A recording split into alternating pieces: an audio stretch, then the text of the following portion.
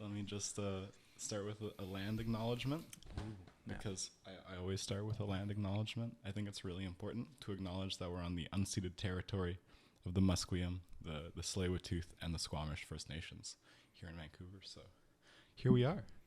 I'd love to introduce you to my guest today, Finn. We've met a long time ago now through skateboarding at a fateful Parkades night.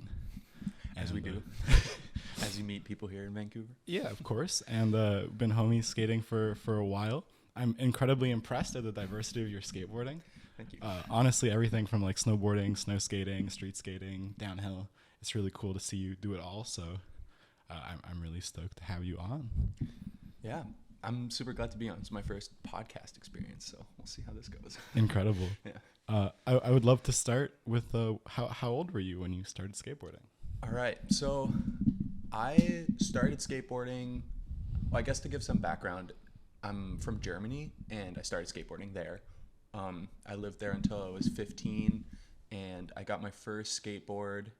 It was a Lush Longboards single kick cruiser from Boneless Skate Shop in Munich in 2007. And until like 2012 or 2011, I just cruised. Like that's all I knew skateboarding was really, just like getting around. But I've always had friends who also skated. So some of my oldest childhood friends, actually my oldest childhood friend is like a huge skater, snowboarder, and he always was skating. So I guess I kind of like got into it a little bit because of him or seeing him skate, you know, and I really wanted to skate too. And I just thought it was cool. So that's the earliest influence. Right. Yeah. Super, super early. All right. So that was before you moved to the States. Oh yeah. Yeah. And like then, quite a bit before. Oh, okay. And then how did that transition from going into like cruising around into more like downhill, more street skating? Right. So my mom actually was always a big influence because my mom used to surf, and growing up in La Jolla in San Diego, she was always surfing like at Black's Beach and skateboarding everywhere on like, you know, people tell you like, oh, back in the day we used to ride clay wheels. Yeah.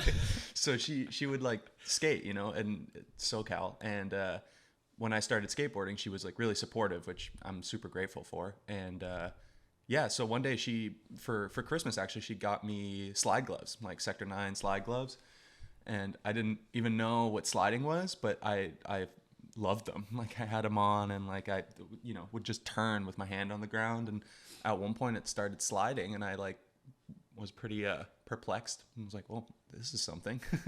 So then we looked it up and I think I discovered the first video I watched was the Tan Tien video, the loaded Tan Tien video, Tim Tam Tan Tien with Adam Colton. And he's just skating the Hollywood Hills, but he does like the craziest shit on his like Flex 3. You know? Isn't that like the massive 40 something inch? It's like the Tan Tien was like the original like hybrid board. I think like it kind of came from the Dervish, and it was right before they made the Dervish Sama. So it was like a not super long board, but it was a drop through cutout board with small kicktails. I think I know the one you're talking about. It had like a checkerboard thing with the sun on the bottom. Like, yeah, and it was like a iconic board, you know, like back then, 2012. I actually ended up getting one because of that video because I wanted to get more into longboarding. Yeah, I mean, everyone wanted that board. It was like the coolest board to have. I mean, it is a pretty sick. It is a sick board. I still have it. Yeah, you did. Yeah, of course. I held on to it. Oh, no way. It's sick.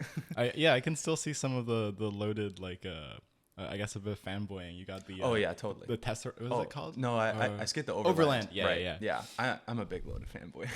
The Overland is so just sick. Like it's a really good vibe. I like the company. They're really artistic, which is what I really like. I mean, all their old videos are cult classics in my opinion. Like every release video, they always did such funny shit. You know, they always like seemed like they were having such a good time. I kind of just wanted to emulate that with my friends. So I think that's like the most valuable type of skate videos, right? That get you to want to go out. The ones that get you psyched to go. Yeah. One quick aside, I would love to say the structure of this because I did kind of structure this out. Yeah. For people watching, it would be nice to know where we're going. I wanted to talk about skateboarding, kind of like how you got into it, and then more kind of the differences between different forms of skating. And then I would love to talk about trees and plants and ecology. Yes. So for people watching this, it might seem like a bit of a strange mix, but it's a super interesting set of topics, and I figured I'd divide them like that. We're not switching between things too much. Yeah, that makes sense. But talking about the skating inspirations, I would love to know, like, were there any early things that got you going? Like, I heard you said you started skating downhill on almost like a Zach Madem setup with, like, at one point you had the anvil and the roads going down on big runs and stuff. Right. I mean, that came like a little bit later. In the beginning, I think as very many 2014 groms can like relate to, was the like straight hill sesh vibe. Like you would just do a bunch of 180s, like essentially, right? Like you'd go down the hill and you'd just be spinning. And I think that's kind of like where most of my early skating came from. Like I just wanted to do stand-up slides because I saw, you know, all the videos, like especially like Landjat's videos, Wolfgang Coleman. Oh, those videos were ridiculous. Right, and like what's his name, Travis Craig, like the Peacemaker. They would just be doing a lot of like 180s and going really fast, and I really liked that. I wasn't actually super into downhill because I actually didn't know how to pre-drift for the longest time. I think up until like, I'm gonna put myself on the spot here, but I think I didn't know how to pre-drift until like 2015 or 2016. I just like refused to learn them. So I was like really limited at first. I would always just do free riding and like all the stand-up stuff, and then eventually I got more into like the Venom thing you were talking about, like that Zach Madem, Aaron Hampshire, like just fucking balls to the walls, it's down like the wild hill, scene, big splits, you know, narrow trucks. But I had it on like a huge board, right? I was like skating the anvil for a bit, which is like, I don't even know the wheelbase on that, but it's those things too are big. ridiculous. It's like Yeah. Is it 26, 27 inch wheelbase? It's It's ridiculous. 29-inch board, right? Yeah. It's fat. Like it's so big. It's really Big heavy skateboard. too. Yeah. But I love those things. The classic anvils with the cut out tails. Yeah, they were really cool. Like It's so I cool. really like that board a lot. Like I think it's that tail is so sick. And like at first I was a little bit like, oh, you know, it's an iron cross, but it's a little bit. but I don't know. Like it's just kind of like metal, I guess. That's the way to describe it. And if you look at it like that, It's I unique. think it's okay, right? Yeah. You don't see many skateboards with a tail like that. Right. As it might really just be the only one. Mm-hmm. So, you're getting into like skateboarding, into downhill. You've gone into Cali. I'm curious what your Grom scene was like. Like, who were you skating with? Right. Kind of progression sessions. Yeah. So back in Germany, I was skating with shout out to Maxi Hösel, Ilya Stefanski, Luca Bohlen, all my friends back home. My German friends. Yeah, we would all longboard together, kind of. And there was like, we had one little spot called, or actually like two main spots in Munich, or three actually. One of them is in Olympia Park, which is like our big park that was built for the Olympic Games. It's like a tiny little straight hill. Yeah. It's like a sesh hill, but it's kind of cool because at the bottom it like branches out into 4 different paths, and they're all connected by one like perpendicular road. Yeah. So you can kind of just take any line. Like it's not long, it's never long, but you go down and you know you could do 2 rights or a right and a left turn, or you could kind of branch out. It's really hard to explain, but it was actually a really versatile spot for how small it was and how little. A lot of options for runs. Yeah, exactly. And then the other one we had was Luitpold Park, which is actually called a Trümmerberg. A lot of parks in Germany, you'll notice, are on hills, and it's not because Germany is necessarily hilly, like geographically or topographically, but that's all rubble from World War II. So like a lot of the rubble from the bombed houses were all put on in these like Schuttberg or a Trümmerberg, and then they would put topsoil over it, and then these parks kind of existed. So our hills are actually built on the rubble of World War II, which is pretty wild. Yeah, and I mean that hill is like, it's a walking path to go down, and it's our only run that has like a lot of turns. You know? So within Munich, there's actually not that much downhill at all. You kind of really have to go out, but Austria is really close. It's just is there like a better scene south in Austria? I don't actually know. I know that there is a better scene there now, but back then I didn't really know a lot of Austrian skaters. But yeah, fair. I mean they have the Alps and shit, so they got all the mountains, right? They got all the crazy downhill runs. It seems like a crazy thing to do going down the mountains on a skateboard, you know. I'm very curious now. Like now that you're in Vancouver, what's the scene like now? It's I'm assuming quite different. Though. Right. Yeah, it's very different from from Munich for sure. I guess something I can like.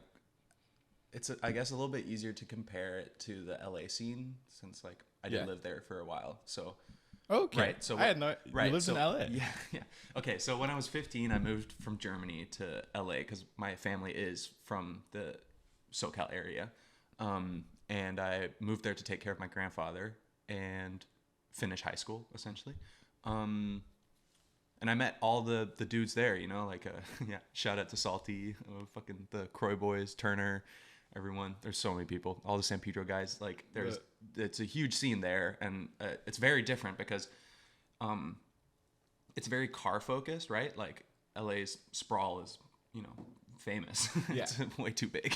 But yeah, everyone's so spread out and all the spots are really spread out. So, you know, you're driving like hours or like an hour to go to like Malibu or whatever and skate the runs there, like Mulholland. And the scene kind of comes together a lot there. And that's a similarity to here, where, I mean, I'm talking pre-COVID. Yeah, like, pre-COVID. Yeah. Here, it seems like everybody can just like meet up at these certain spaces, right? Like, not to blow the spot, but, you know, West Van is like very, very popular for us downhill skaters. So even just like a big group at Lonsdale. Right. And the busing is different too, right? You know, everyone can like just bus there and then you're on Marine Drive and you're just catching buses, you know? Yeah. You have essentially you have a lift going up. You don't have to worry about somebody who has to shuttle up the hill or no worry do this about or the that. cars. Yeah. Or... Like that's kind of always the big old rock, paper, scissors. Who's going to drive the next run back in Cali is like not really a issue here. Yeah. So yeah. I'd imagine that changes up the skating a lot. Totally. Like, I mean, I think the runs are very different because here how we skate them is very different, right? Like in California, it's very open road skating, not really within an urban environment often. Like I think the most urban environment you skate through are like suburb runs. Really? Kind of, yeah, because you don't really like. I mean, I guess some people skate like downtown and shit like that, but it's more open roads, like canyon roads, right? Like in Malibu, or you're skating mountain roads somewhere like Mount Baldy or whatever. But here, you know, you're in it feels like a very urban environment, even though it is a suburb. It feels very different. You know, you got way more branching paths. There's actually like different routes you can take down the hill. It's not just one road that goes down, and you have to take breaks, right? You have to spot all these corners. Yeah. So that's very different to Cali. In Cali, I think most of the time we get to the top, just drop in and stay in your lane. Yeah, there's not as many like crossroads where you actually have to worry for traffic, right? Guess, like as long as you're staying in your lane, you just have to worry what's behind you. And that no one breaks lane coming up, right? But yeah. Damn, that's wild. So yeah, I guess that is a really big difference. Right. It feels like a big difference, and it gives like the skate session a little bit different of a vibe. Like I think it feels a little bit more relaxed skating here, in my opinion. Yeah, because like the pacing is a little slower. Not that the runs are slower or easier, they really aren't. They're like just as hard. They're really different. Like some crazy runs here. Yeah, like when I first came here, for the first like week and a half, I couldn't stop falling. Like I ate shit like every single day because it's just so different, right? Like the corners are different. It's not as banked. It's just like it feels really bizarre at first. Huh. Yeah. I would have expected West Van to feel more banked, but I guess in open roads they bank them more. Totally. Like I mean in I guess like I compare it a lot to Malibu. But all the roads there, all the canyon runs there are like super banked, right? You barely have to slide any of the corners. Huh? Yeah. There's just enough. That must be so cool, though. It is cool. It is really sick. You just stick onto the road, right? Yeah. You can lean into it. It's nice. It feels a little bit more like racy, I guess. You know, like you don't have to drift as much and shit. And yeah. That's cool. That's interesting. I'm curious about your like street skating. Doing park skating as well. Yeah. Has that been more of a winter thing, like a pastime for downhill, or have you been like really seriously doing it for a while? A little bit. So, like I said earlier, my old childhood friend, he street skated, and so did I think most of my other friends, and I longboarded, right? So there's always that clash, kind of a little bit, community clash.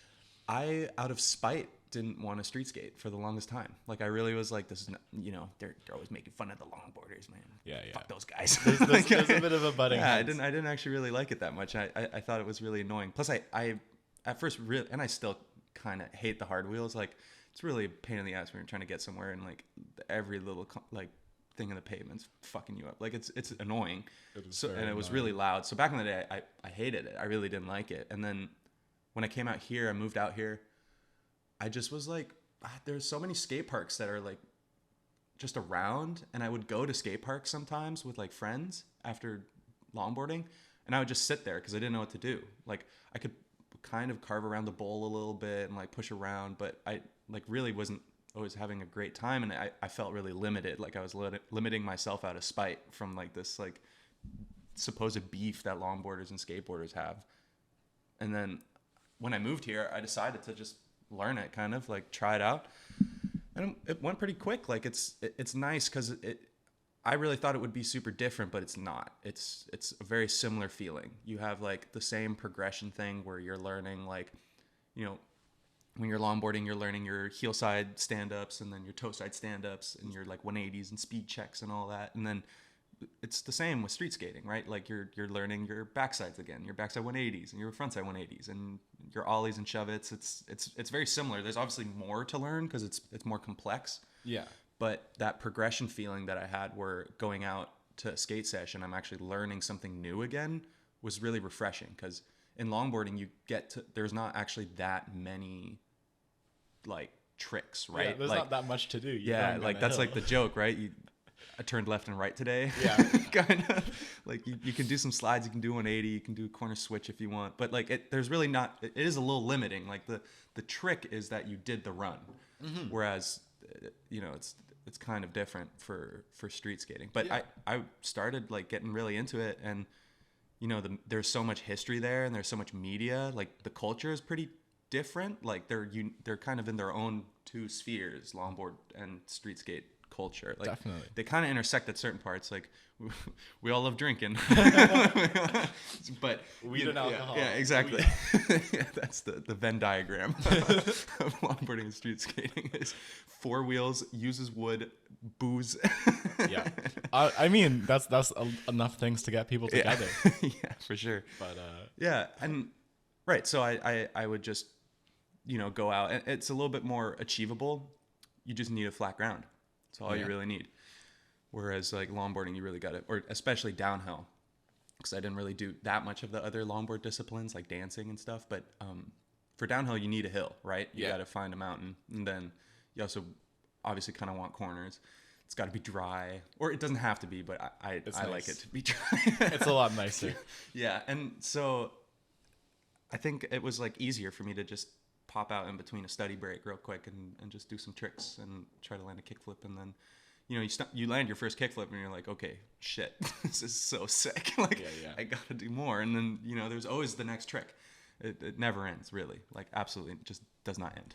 True. And I mean, even when it does end, people come up with new stuff. Right, there's always a new trick. Unique. Yeah, and like I mean, so creative. You can come up with any trick, and then you do that trick in combination with something, right? You can like flip into a grind, or grind and flip out of it, and do this and that, and do it on quarter, and do it here. Like just the possibilities really are endless, and it's insanely creative, and I think that's like the main difference, right? It's like how you look at spots, or how you look at the. I'm gonna see if I can give you a bit more height on the mic. I think it's fine. You think so? I can hear. All right. So, right. Sorry. I think it's just like a little bit more creative in a way. You have like, you show up to a spot, like the approach is very different, right? Like I think if I go out longboarding and I see the hill, I'll think about what slides I'm going to do, or if I'm going to slide, or what lines I want to try. Maybe get spicy, try something switch, but that's like the extent. And when I show up to a street spot, like I just sit there for a second, right? Because like there's like a lot to take in, and like what can I even do here, right? And then you're kind of like going through your whole trick list in mind, and you're like, okay, well, can I do that there? Can I do this here? And then the line kind of like pieces itself together, and you're spending a lot of time in this one area, this one spot, and you're just kind of utilizing that spot over and over. Whereas with longboarding, right, like if you didn't get your line, you'll come back, but you're covering way more ground, right? Yeah, It's yeah. like this whole road that you're trying to get down. If you messed up, it's like one corner in like a whole run, whereas your street skate spot, you're always doing the same trick on the same thing, or not always Right, doing the same yeah. trick, but Yeah, and in the same spot. it takes way longer too. Like that's one thing I've really noticed. Like Yeah. How do you find the progression versus like longboarding and skateboarding? I'd imagine picking up tricks is a lot harder than dialing in a slide or feeling comfortable in a corner. Yeah. Right. I think it always obviously has to do with what your main discipline is or what your main sport is.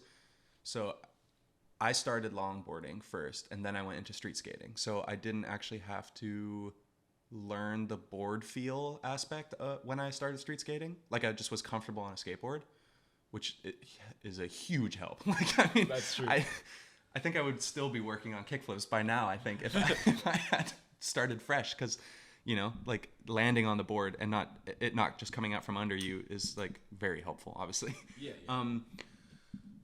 But yeah, it's very different, like flip tricks and spins and jumps. Like it is a different motion, but I have felt that getting better at street skating has also improved my longboard style.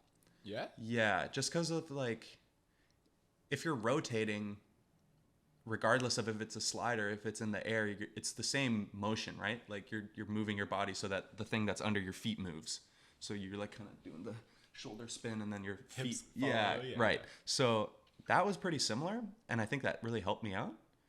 But you are right; it is kind of different. Like I've had street skate friends like try my longboard, and they're trying to power slide, right? And like they're so used to like their 100A wheels, like doing it immediately, but Standing up completely exactly. straight. But then you're on a longboard and you're like, oh, shit, I gotta actually kind of go fast. Yeah, Get yeah. You this definitely need to some slide. speed to slide it. Yeah, so there's differences. There definitely are.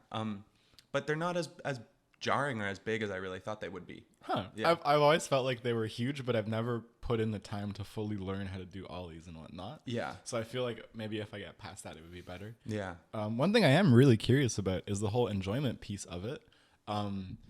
I think like as a discipline, it is quite a different thing to do, like spend some time dialing in a trick versus going down a run.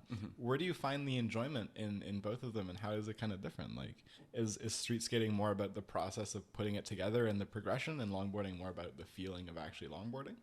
Yeah, I think you actually nailed it right there. Yeah, I think that's pretty close. I think with longboarding, I think the main enjoyment I get out of longboarding right now, where I'm currently at, is seeing my friends. Like that's the best part. Just like getting really close on runs with my homies. Like that is the best part. And although I really do like longboarding still, I wouldn't go out on my own anymore really that much. Cause it's like, unless it's like a brand new run or it's something really fresh, you know, I don't really get the enjoyment when I do it solo anymore. Like I do really enjoy being like going down the hill with someone next to me, behind me, in front of me, and you can like yell at them and Yeah. shenanigans on the run. Like it's just fun. I mean, I've seen you get so outrageously close. Yeah, Aiden and I are like it's ridiculous. Yeah. He is my and I am his shadow sometimes. But yeah, it just feels good like having that connection when you're longboarding. And yeah, like you said, street skating, I think the satisfaction comes from actually finally sticking the line. Like yesterday I was out skating street and I was just trying to do it. It did, to me at first it didn't seem like a very hard line, but you have to piece it together, right? Like I started with a manual and I went into like a trick down something, and then you gotta stick the line, right? You gotta get the manual every single try, and then you got another thing to do. And if you don't land that, you start from square one again, and it gets really frustrating. And you're sitting there and like you're at this one single tiny spot somewhere, and you're there for like an hour and a half and you're doing the same fucking shit all the time. Over and over and over. Yeah, again. and then at some point you land it and you really just feel incredible. Like that feeling does feel a lot like the like adrenaline you get when you got a really good run, or you like nail the line, or you had just like a really fun encounter or close encounter with your friends or something. So it's an exciting kind of rush, right? Yeah, like there's parallels, but you achieve them in different means a little bit. I see. Yeah. Well, that's cool. That's Right, cool. right.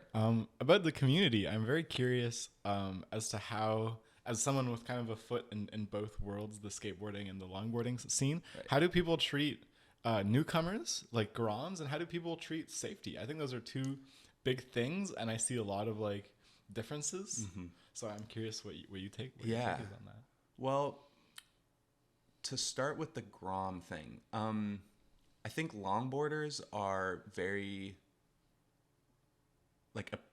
they're very welcoming to Groms, and I think it's because it's a very niche sport, right? Our community isn't actually that large, and we've been out of the like phase of increase, like, you know, for a while now. And I don't think our scene has really increased by a lot since 2015 or something. Here, I think that. Well, I don't know here, but I think here it has. Yeah, but maybe like in I know in Germany that's kind of when it died. Like in Munich, like not a lot of longboarders anymore, from what I've heard. And in Cali, it was like somewhat similar. Maybe I think a lot of people quit. Not as many people are getting into it. There was that huge boom in like 2012 and 2013 where like everyone was buying a longboard essentially. Yeah, it was just like the videos going viral. And right. Yeah. Like, I want to do this. Yeah, and people just wanted to cruise. Like they didn't want to buy a skateboard, and they still wanted to skateboard though, so they got longboards. I think that so now when like longboarders see Groms, they're like, oh shit, you know, we got to get this guy on board. We got to pick this guy up, and it's really uplifting. It's cool to see.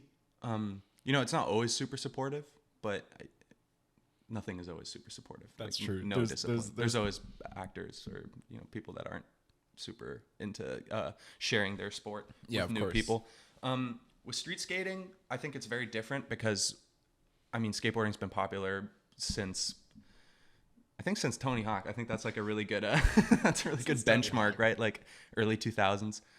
Just got kind of swept up by the mainstream a little bit. And I know a lot of skateboarders don't like to say that, and they don't want to admit that, but it is mainstream. It's super mainstream, especially now since COVID. I think I've seen like I don't want to attribute it just to TikTok, but I think TikTok did a huge part in getting a bunch of new people that were stuck in quarantine buying skateboards and wanting to skate. So I see way more people now. It is kind of awesome, right? It's cool. It is cool. And you see like so many new faces, right? And like I think the demographic of skateboarding has really shifted. I think a lot more women are getting into it, and a lot more queer skaters, which is super cool because it's just cool to see. Not always the same faces at the skate park, right? You actually like see someone who's different, and they bring their own worldview and their different views to the table. I mean, the more you diversify a group of people, like, you really only get benefits, right? You get so many different ways to... Absolutely. Yeah. Especially when skateboarding is stereotypically like a very masculine kind of exclusive and like culture. It's just like that, like that like toxic masculinity kind of that was like really prevalent in skateboarding is just like, it's like hard to watch, you know? It's like kind of really cringe when you look at it now, but like I think it's really good. I think it's only benefiting skateboarding. Nowadays, for sure. I see skateboarders as some of the most inclusive people. Right. Yeah. It's really getting there. It's cool. So, especially like certain parks. You see like hotspot parks where like the diversity is like really high. Like on campus, UBC Skate Park. I've seen a lot of different people come to skate there and share the space. It's cool. It's super sick. But I don't think people are as like skateboarders, street skaters aren't as quick to want to teach someone or get someone on board as longboarders are, because there's so many of them. Yeah, like it doesn't feel like, oh shit, this might be our last Grom ever. You know, oh my god, this kid actually enjoys doing this. Yeah, exactly. But I'm the Groms that are in longboarding now, I mean, they shred. Obviously here, like the Grom scene here is fucked up. Like they're so good. But yeah, like it's really cool to see. I think as long as we support new people coming into it, we'll get new people coming into it. Absolutely. Yeah. And I mean, we've definitely seen that with the current Groms. Mm-hmm. A lot of people have been taken under the wing. Yeah. Some incredible skaters, and everyone's flourishing. It's really cool to see. Yeah. And I guess the other part of that I wanted to touch on was the safety. Right. So I think that's a big kind of difference in the obviously. Oh yeah, huge. Obviously, longboarding, you have to wear a helmet. Like if you're not wearing a helmet and gloves, like what the fuck are you doing? Get off the hill. Like it just makes no sense. Like I can't do it. I literally feel naked. Like when I see people, like one of the wackest looks in my opinion is the gloves but no helmet. Oh, it's too like, much. What are you doing? Like, what the fuck? It just doesn't look right to me. You got to wear a helmet and gloves. I mean, obviously, like, be good to wear other stuff too. I like seeing more and more people wearing knee pads and stuff like that. I wear G-forms from time to time. G-forms are knee pads, right? Right, yeah. So like the sleeve knee pads you can wear under your pants. They're just like foam impact thing. So just like when you make connection to the ground, you can like get into the like safety position right quick. And it doesn't like hurt too much. How have you found them to work for you, the G-forms? Yeah, good. I've had the same pair since like 2014, which is way. like unheard of apparently for G-forms. You got the one lucky pair. Yeah, I guess. I think they're good. I think they're great. For street skating, I actually don't wear a helmet most of the time. And it's often because of like, I feel like I should be, but I also have never hit my head.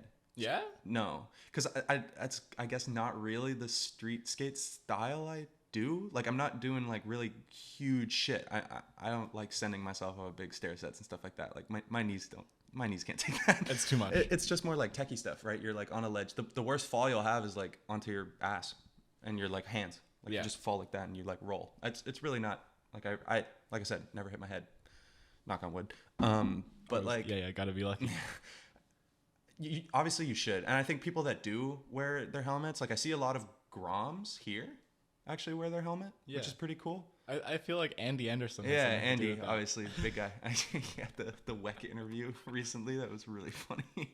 Where Weck gave him shit for wearing a helmet, but ironically. Oh yeah. But it's like it was pretty funny. Yeah, I mean, Andy with the helmet, that's great. I think, yeah, helmets are good. So helmets are good. They will save lives. But yeah, there's a huge like pushback against safety in street skating. People do not like it. Like, I kind of get it a little bit, but not really. Like for me, often it's convenience. Like I just have my deck on me. Yeah. And I don't have to carry my helmet. That sounds like such like whine, like it's like I'm whining about. But it's like it's just easy to just have my board, and then I don't have to carry my helmet around with me, and like I'm wearing a hat. Totally get that. Right.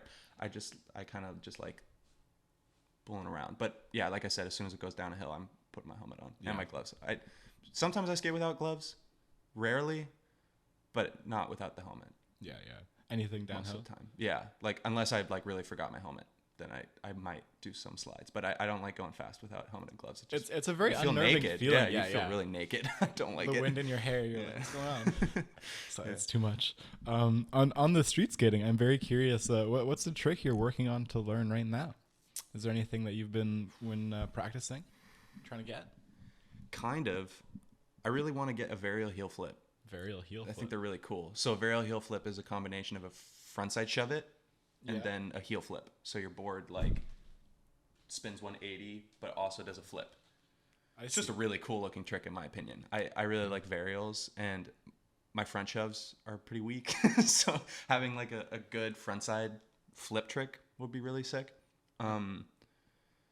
But it's a hard one. I don't know. That sounds very difficult. I'm having a hard time. And I've seen people like bust them out and it looks effortless, but I just haven't really got the trick. Yeah, yet. yeah. Like I don't know what the strat is yet, kind of. That's fair enough. But I mean, it just like, it takes a while. You just really have to commit time and just like grind it out, right? Yeah. Yeah. I think it's a crazy thing to learn at all. Like the amount of control and like what has to happen for it to go well, and then to do it consistently. Yeah. It is pretty incredible. Yeah. I think really teched out flip tricks, like there's a lot of street skaters that actually kind of like almost refuse to flip their board. Really? Yeah, like they just like do big stuff, like huge ollies, really big 180s, nice shove-its, mostly grinds and stuff like that, and they skate every obstacle, but they just like don't really kickflip ever or like do crazy flip tricks. Like it's very very similar to longboarding in that everybody, even you have this huge trick selection, but it doesn't mean that you have to learn them all. That's true. You like can just go down like 20 stairs with an ollie once you learn to ollie. Exactly. Like some people just learn to ollie and that's it, and they just vibe with that. And dude, some of those skaters are some of the best skaters too, because keep it basic but fucking make it like super hesh. Like that's sick.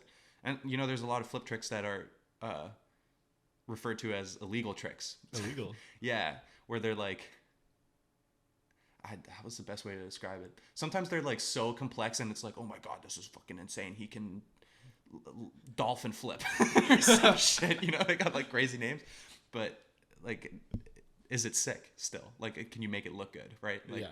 that's the problem with these like super hard tricks is like often they look like shit because like they're really hard, you know? So Hard to make something so difficult. right. look good. Would you rather have like a flawless kickflip, or would you like to be able to do a really mids hard flip? That's like up to the skater kind of, right? Yeah, that's true. Yeah. That's true. There's so many ways to skateboard. I guess it is a very individual pursuit. Right. And you know, some people don't street skate at all. They just skate transition. Some like I don't skate transition at all. I just like street skating. So when you say transition, would that be the ramp with the vertical at the end? Right. So like transition, I mean, I don't even know how you would like define transition completely, but it is that like, I mean, it's transition is referring to the transition of like vertical to flat. Okay, yeah. Kind of. So like quarter pipes, half pipes, mini ramps, a lot of like bank stuff. Some people call transition, but I've heard some people not referring to that as transition. As long as it like, I think it's like maybe the rules that it has to have coping. Like I said, I don't skate transition. I don't actually really know that much about it. That's fair. Yeah. I'm just curious. Yeah. One thing I would love to dig into has been skateboarding trips. I think you've been around a little bit for some different adventures. Yeah. One thing I'd love to start with is Big Iron, but I'd love to hear if there's any other ones you've been on as well. Yeah. I mean, I was on a road trip to Giant's Head before I moved up here. Yeah. And that was probably one of the best road trips I've ever had. Was that the one where Jake showed you around?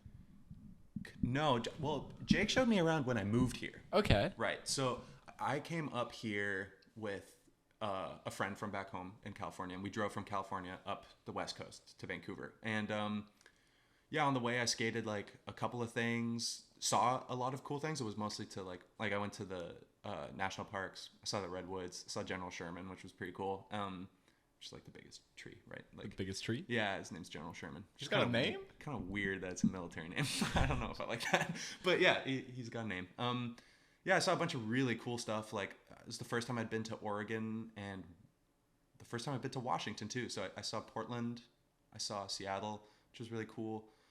And then I came up here to Vancouver. I met up with Turner, Boarding Media, and James Gilchrist, who was working on Super Kooks at the time, which was like his documentary. Yeah. Did that ever come out? I don't know. Wasn't there a Parkades part? Yeah, I mean it's a huge project, right? Like he went on the Euro tour. He went to like he was everywhere. Like I don't actually know if it's out yet. I gotta ask. We'll have to see. We gotta see James. Yeah. James, when are you releasing Super Kooks? Please. But I came up, got to Vancouver, and I stayed at the Stoop. Yeah. Yeah.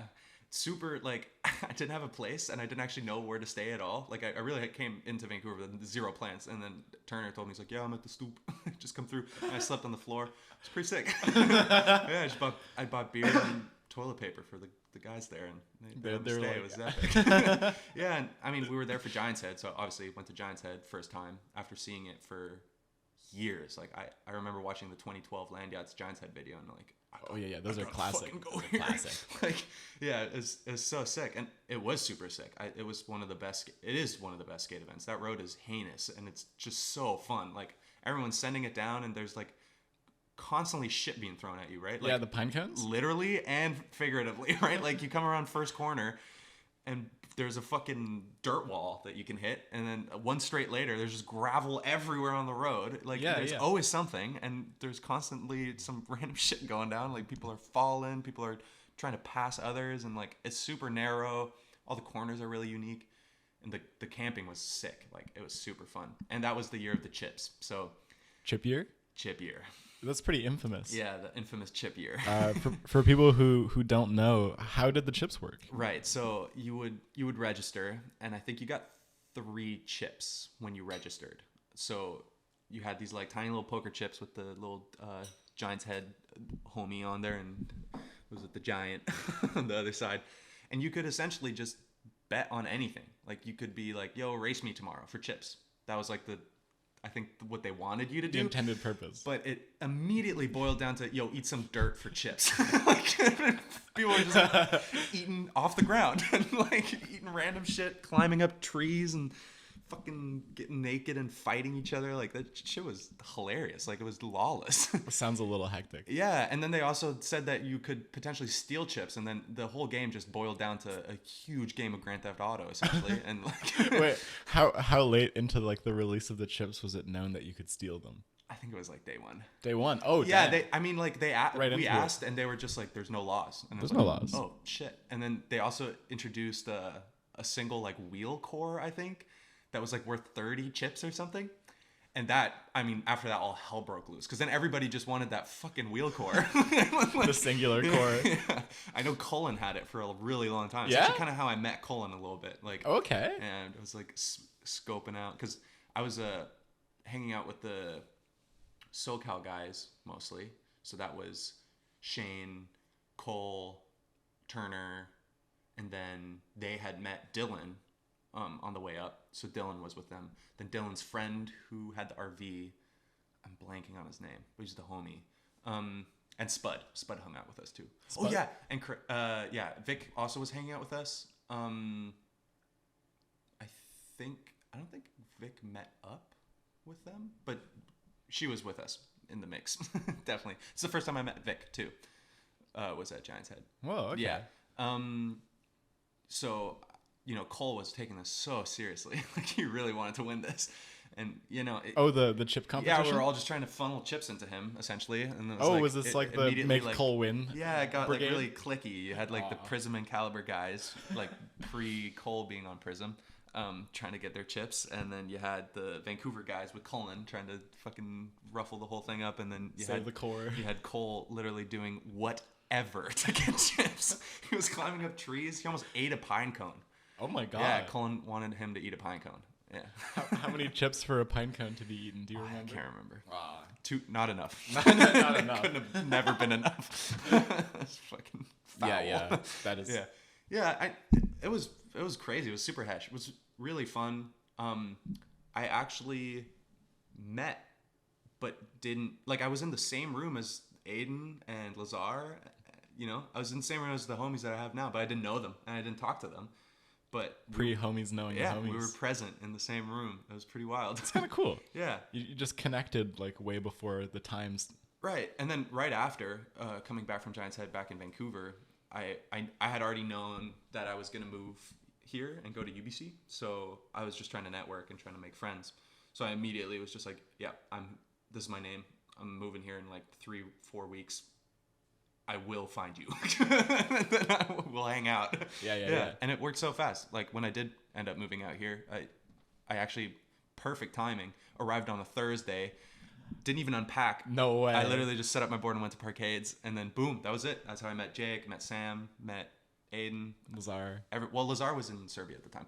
Serbia. Yeah. And then OG Day came, and they had me. OG Day was fun. I was with everyone on OG Day, and that was like I was in pretty quickly. Yeah, Felt really good. Definitely. You just melded right in. Yeah. Fit right in. It happened really fast. It's great. It was great. How was that first Parkades night? I would love. So hash.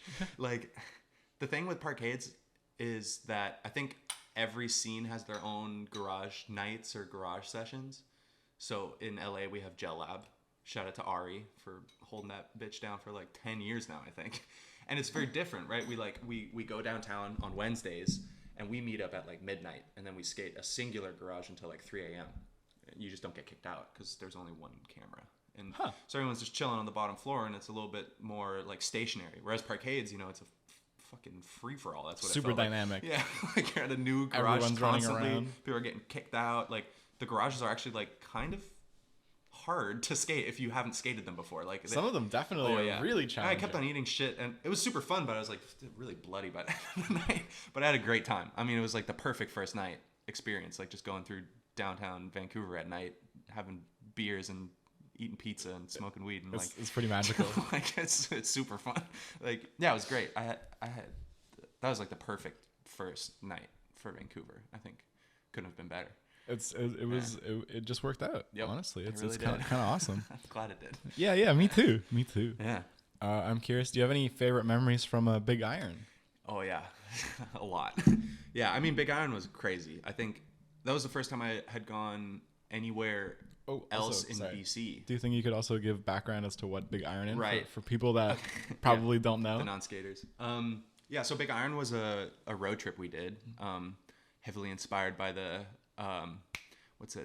Big Iron, fucking Marty, wow, what's the dude who sings Big Iron? I'm blanking so hard right now. Marty Robbins? I'm not sure. I don't have my phone. This is disgraceful. Whoever sung Big Iron. It's fucking disgraceful. With a big iron on his hip. Yeah, so we kind of were like, we got to do this road trip. I hadn't seen interior BC. I hadn't actually seen anything of BC other than like Goldnears and I think Princeton. Yeah? Yeah.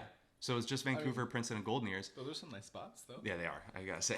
Pretty beautiful. I was like, well, I gotta see some new stuff. Oh yeah, obviously I saw Summerland because I was up in Giant's Head. Yeah. But yeah, so the road trip was kind of like our goal. Like we came up with a route that kind of like went through Summerland, Silver Star, Revelstoke, Ashcroft to Lillooet to Vancouver.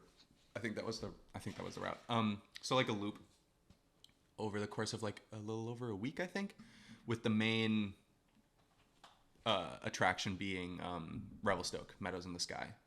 And that was actually, I think Revelstoke was my favorite night. Like that was, I think, my best memory. Because like we pulled up and all you hear about this road, because there's no like footage really of it. There's not a lot of raw run, or there's no raw runs. I can't really. Yeah, I bet there are. Like I think some dude at the stoop one time was like, yeah, I got this like GoPro footage of Meadows in the Sky. Check it out. It was on his Facebook, like 10-year-old Facebook video. But like it's an insane run, right? Like it's like 30 minutes. Yeah, it sounds ridiculous. It takes 30 minutes to get down, and it's not 30 minutes of like you fucking dilly-dallying down the road. It's like 30 minutes of like 85k plus, and with like sections that like get close to 100k. And past 5 p.m. it's a one-way down. They close traffic.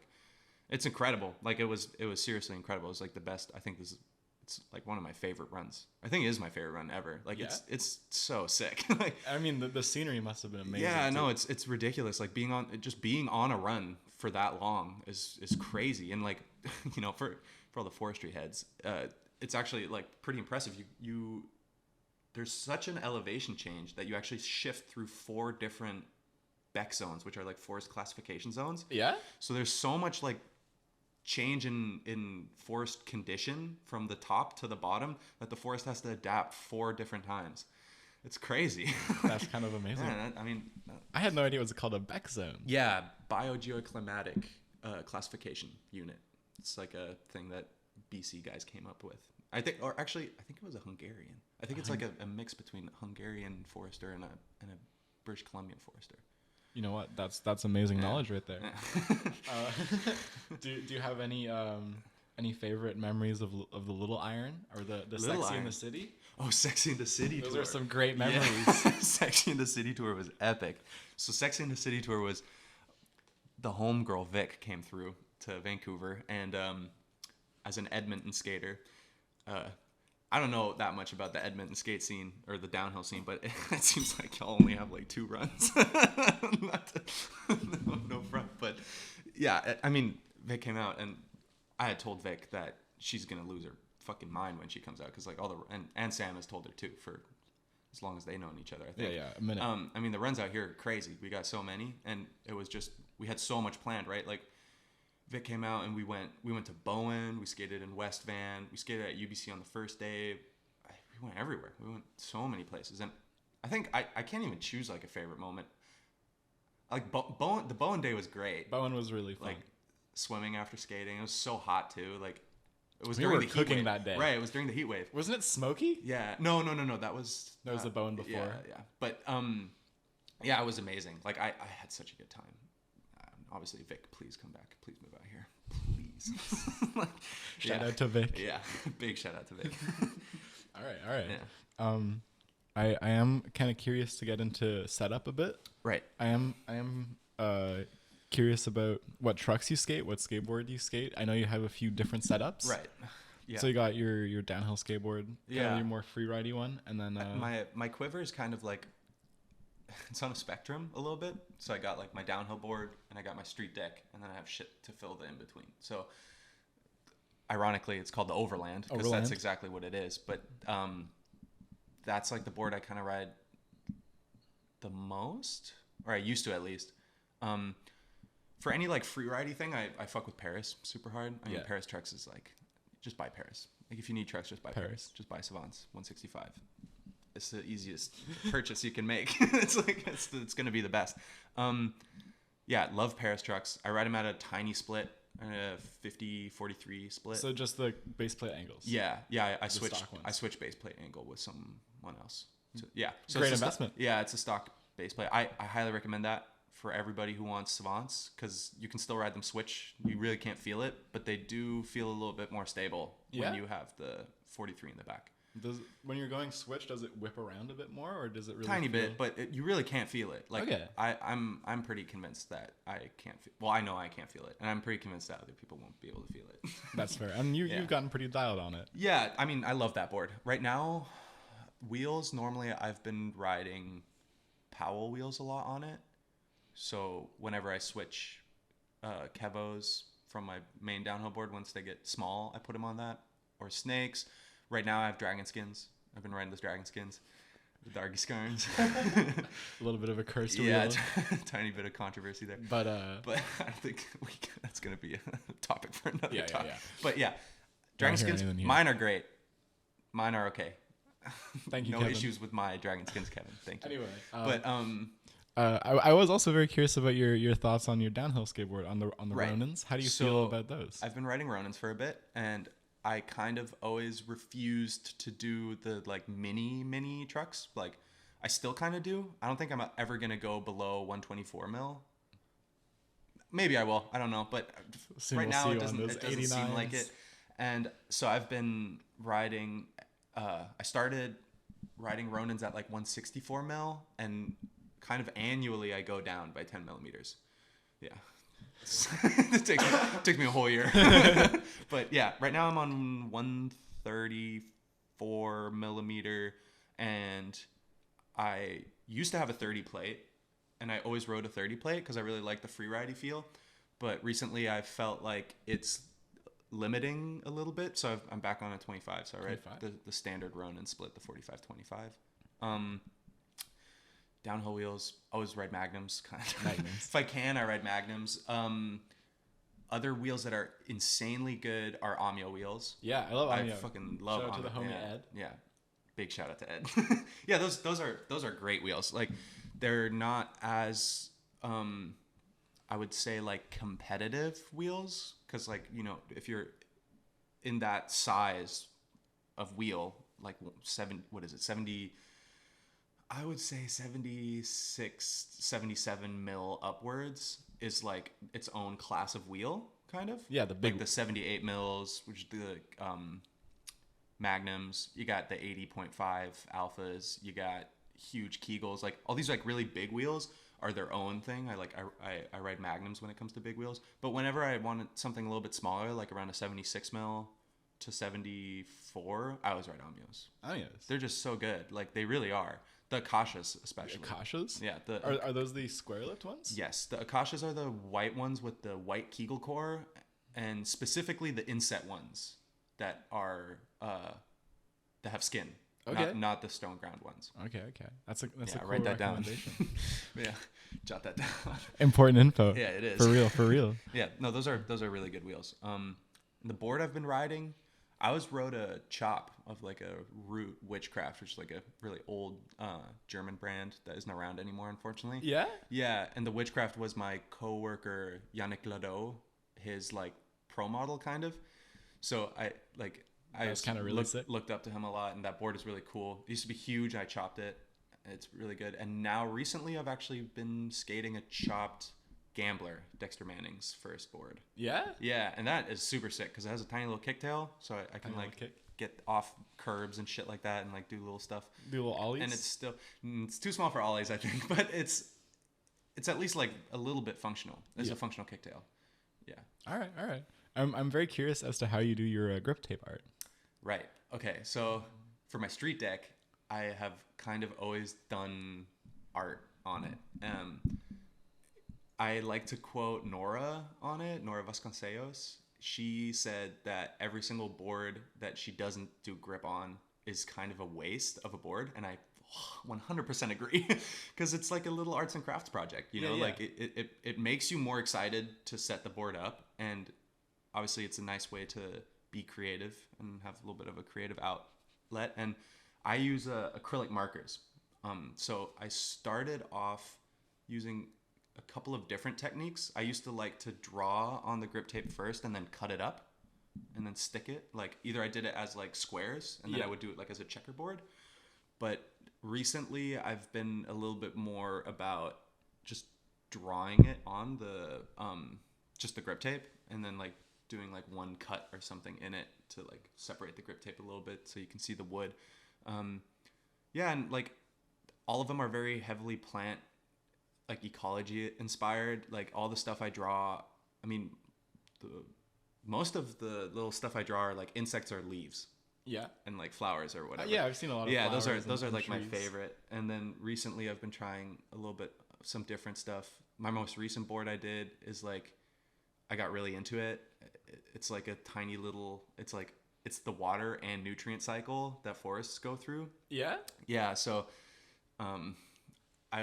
when I draw a plant, I like to give, they're not very, it's hard to like personify a plant, right? Because you don't really know like where even is its brain, if it has one, kind of. Yeah. So I was like draw a tiny little like seed, right where the shoot and the roots meet. It's kind of like, in my opinion, where the brain would be. I think that's like my guess. And then from there, like I drew some like strands going up, strands going down, kind of the root to shoot. Drew some like water in, so like the water's going up the plant, because like how it's called the SPAC. It's the soil plant air continuum. Okay. Soil plant atmosphere continuum. It's like how water moves out from the soil up through the plant, through the leaves into the atmosphere. Whoa. Yeah, so I kind of like drew that in, and then I added some BC wildlife kind of, or PNW wildlife. I drew like a little bear in, and I have a little fish sticker at the bottom, so the bear had just eaten the fish, and so those nutrients are getting soaked up by the tree. And then there's like a little eagle and shit. So whole life cycle. Yeah, I got really into it, and it's super fun. I think it's a really cool way of expressing yourself, and I think one of my favorite parts is like being at a skate park or at a spot, and you see people looking at your board, right? Yeah. And you always know that's your board. No one's going to be like, hey, look at the other 12 skateboards with this normal black grip tape. And like more and more people are, I think, doing that. They're like, I really like seeing people like getting really creative with their boards. It's cool, because it's like afterwards when you're done with the board, there's some value there, right? You don't just want to toss it. Totally, you can like, put up. I always hang them up.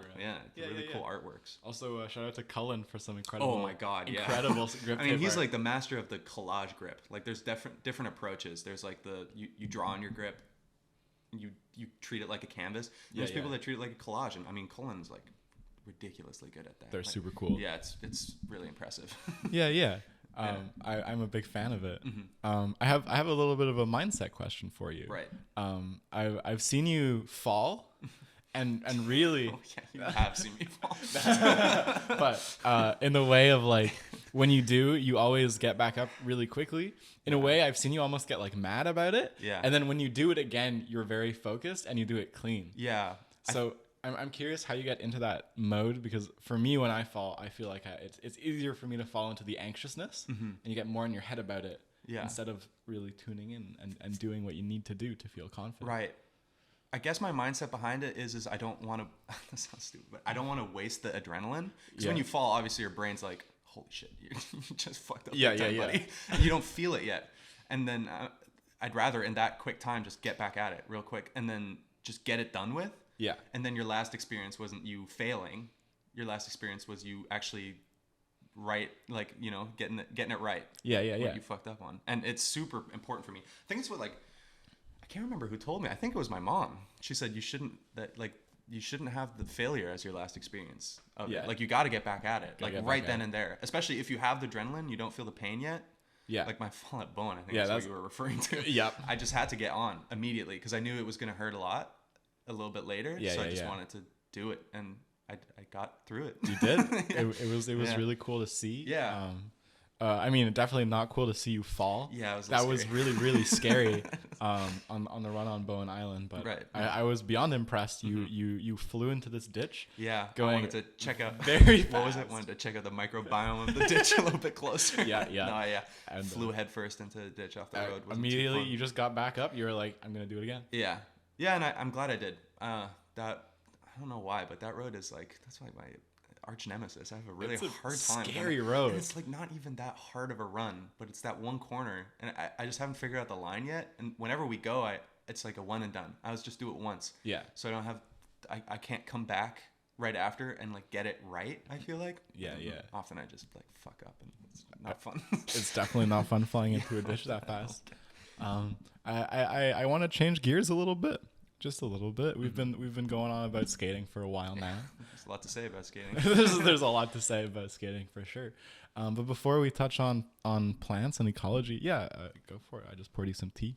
There's a bit of this creamer as well if you'd like. Oh, it tastes really good. So I was curious, what were you like as a young Finn? Like how did your expectations for life and like your dreams change over like from being in Germany to going to the States to coming here? How has that like changed to get you to where you are now?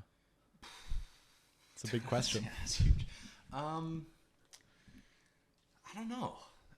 Like, I wasn't the like granola personality before, for sure. Like, Yeah. I mean, I grew up around forests for sure, and they're a huge part of my childhood. But I didn't know shit about forestry back then. Like, I couldn't have even back then. I couldn't even have told you what type of tree it was. Like, at the very beginning, I thought conifer was a species of tree. Like I just didn't know shit. Like Yeah. I didn't actually know shit for a really long time. Like even until after high school. Like it wasn't something that's always been on my mind. Yeah, I mean, you got to specialize in it to really learn it. Right. And I mean, I went through a lot of change. Like I never really knew what I was going to do throughout high school. And I went to community college and I switched majors like 4 times. Like Really? Yeah. So like, what were you doing before? right. My backup plan always was being a philosophy major. Yeah? Because my dad told me like, son, you have to take one philosophy course. And I mean, I give that advice to everyone as well. Like I just forward that one. It's great. Like it's super important. Just teaches you how to think kind of. Yeah. It's like cool. Like, you know, I think it's and no really one's cool. right, which is nice. You know, no one can actually tell you you're wrong really in that field in to some extent. Like you know, you can make false conclusions and you can like jump to conclusion very easily within philosophy, but it's very open, right? Like there's a lot of space to show your ideas. Mm-hmm. And I always wanted to do that kind of. That was always my backup. But I was also going to be a language teacher. I wanted to be a German language teacher. Yeah. So I took an education class and I was in the education major for a little bit at community college. And it was cool, but I just like kind of lost interest a little bit. That's and fair like, enough. although I do like teaching now, I have to say, like education's looking kind of mighty fine again. But at the time I was like, nah, fuck this. I can't do this. And I was a video production major. I switched you did majors. Video production? Yeah, all the time. Really? Yeah, like in high school, my video production teacher was a total G. Like Dr. Coleman, he's the homie. Like, shout out to Dr. Big name. You're not gonna see this, but like, yeah, such a sick guy. And like, I edited all my skate videos in class. Yeah. And he would let me. Oh, that's he was so like, sick. well, this is your video production. Yeah. This is what you do. This is the videos you produce. So go ahead. And I love that. So I went into video production. I took a couple of editing classes and some other stuff. And it was cool, but I didn't see myself wanting to do it professionally. I was like, I can make videos. Like, that's something I can just do. Like, you don't need a school to and like, people that are going into it, don't get me wrong. Like, it's a huge field and there's so much to learn. It's incredible, but it just was not for me. I mean, you can do it as a hobby or something you enjoy your whole life and never need to like know every nitty gritty detail. Yeah, exactly.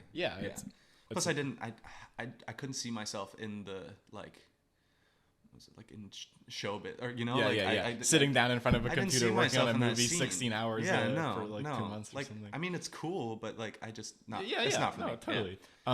That is actually something I'm really curious about. I would love to ask you in a second, but I'm kind of curious. What do you hope to do going forwards now? Like now you're in forestry. Right.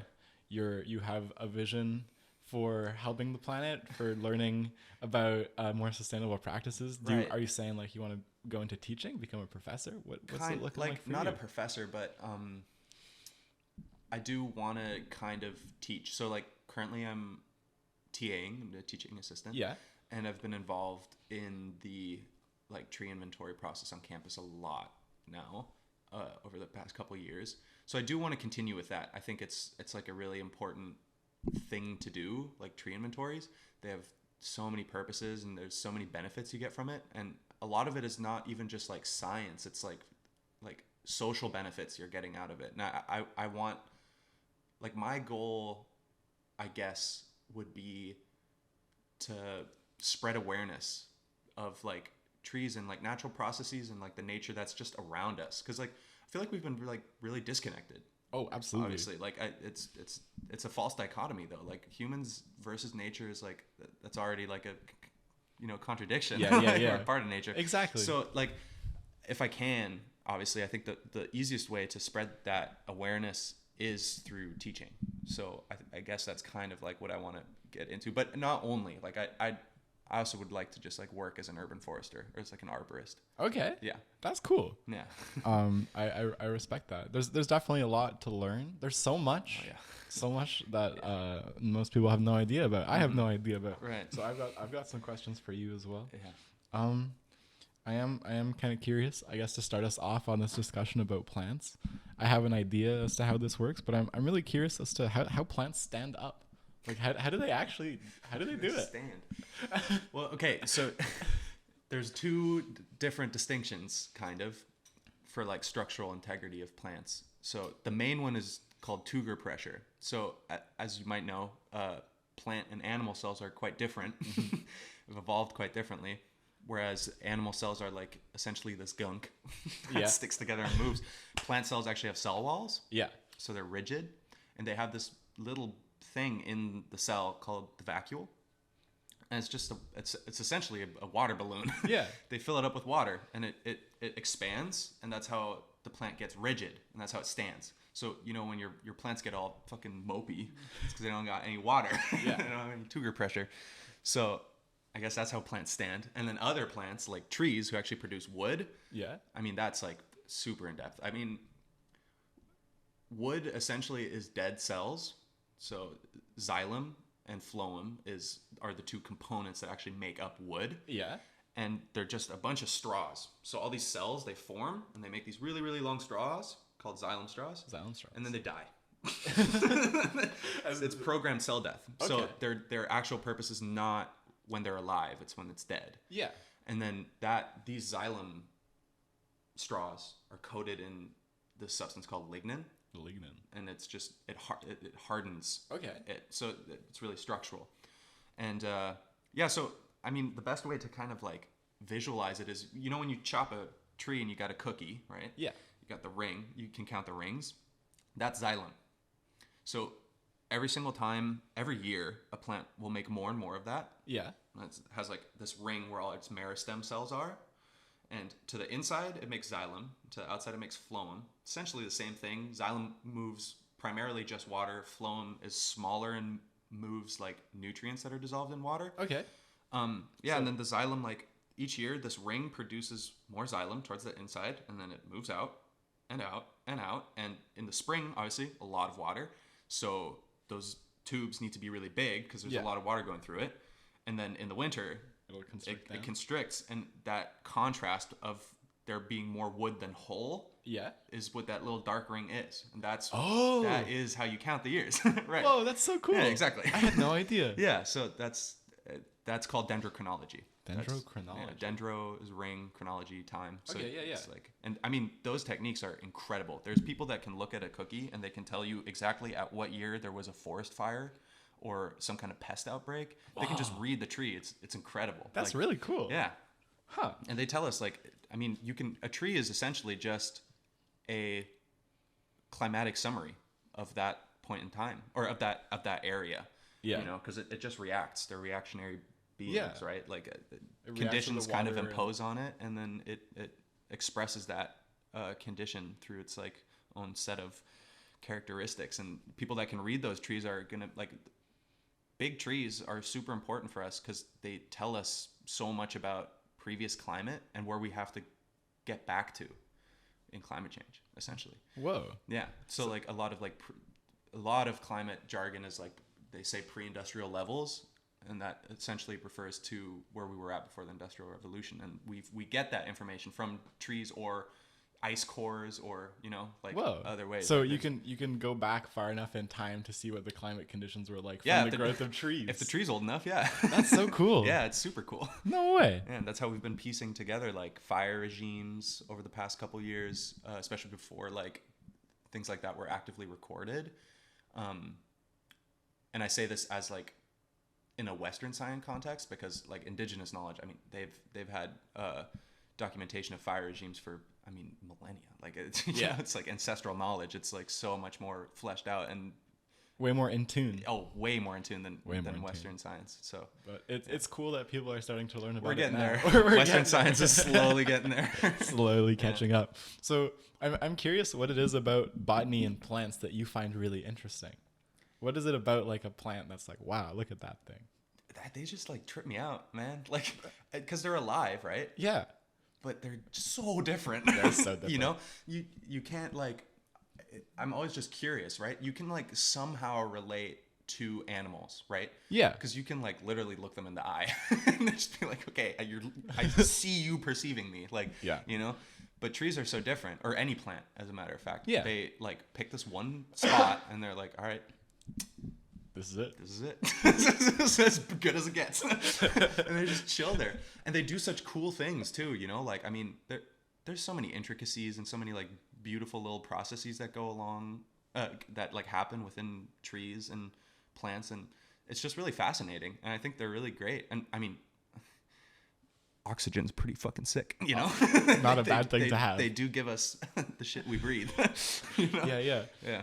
It's amazing. Right. Trees are pretty incredible. Yeah. I heard you mention this, and I am curious to get into it a little bit. I'm wondering, what is a tree inventory? Right. The big one. The big one. Okay.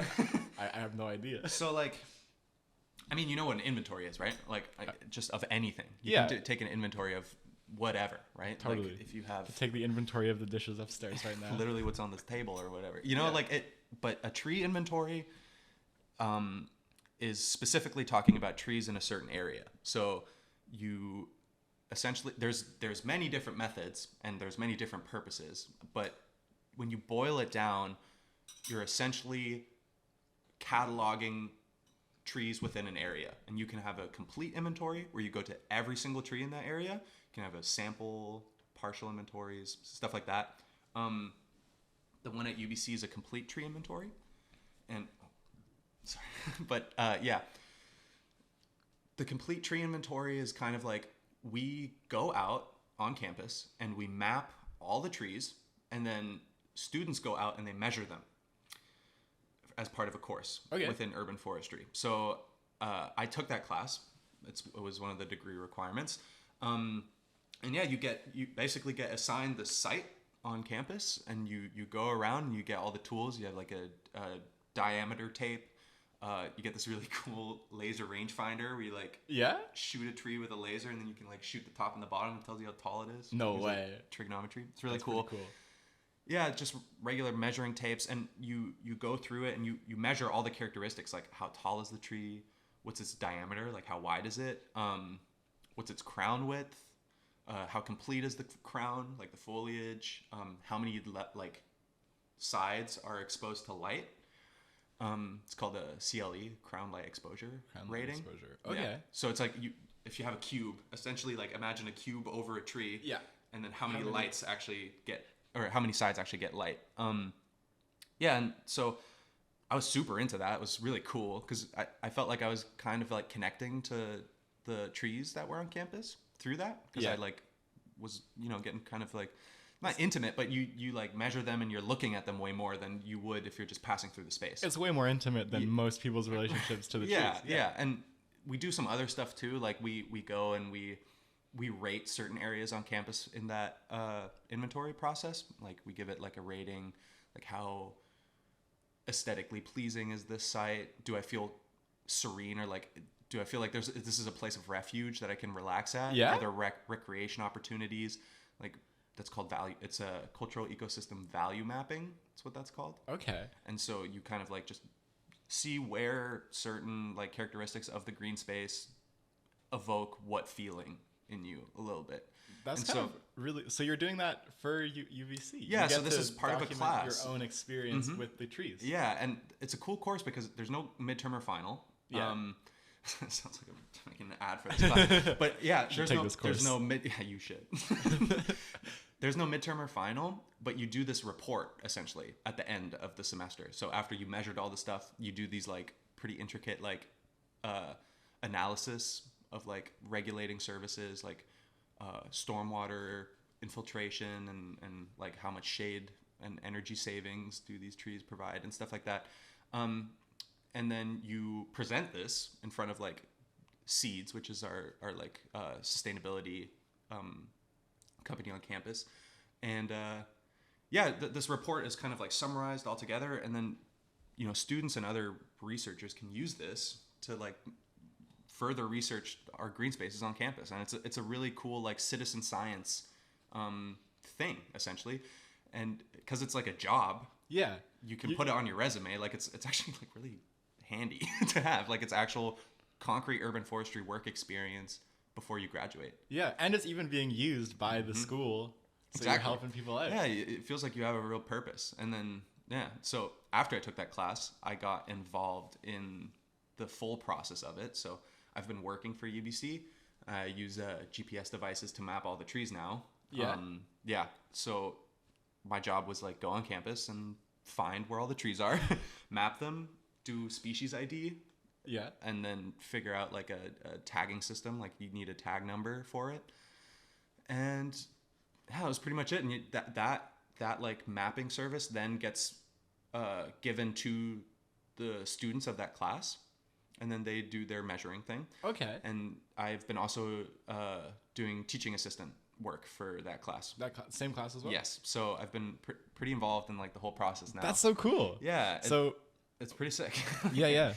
Is the tag you put on a tree a GPS tag, or is that an actual like tag, a physical tag? Yeah. So okay. So there's two different types of tags. Like we have a ID. Every tree has a tag ID, or like it's that tree's ID, and that's like a randomly generated, often 4-digit number that is just there, so we know it's like the identifying feature of that tree. But then a lot of trees on campus, if they were planted as part of like a planting initiative, have physical UBC tree ID tags. So it's like this actual like metal thing that's like screwed into the tree with a little number on it, and yeah, you can record those. So yeah. Do you have a favorite local tree? Yeah, on campus. There's two. There's a lot actually. Like it's hard to pick. I get asked that a couple of times, like if I have a favorite tree species, but I really don't. There's too many. There is too many, and they're all really cool. No, but there's a really cool sugi tree, which is a Japanese cryptomeria. It's like it looks like a cedar tree. It's a Japanese tree. It has like really red bark. Yeah, it looks like a mix between like the classic like Western red cedar that's around here and like a redwood, like a coastal redwood. Whoa, that's a cool Yeah, clash. it's a really cool tree, and it was the first tree I measured on campus, so I guess it's like sentimental value I have for it. But also, they're really interesting because they do this. Every living thing exchanges gases. Like you got to do that. It's like one of the requirements for life. And trees do that too, and they have these little holes essentially all over the tree called lenticels, and they're almost microscopic. They're tiny. Yeah. And they release like compounds, like volatile chemical compounds. And sugi trees actually release this compound that has an incredibly stress-reducing effect on your brain.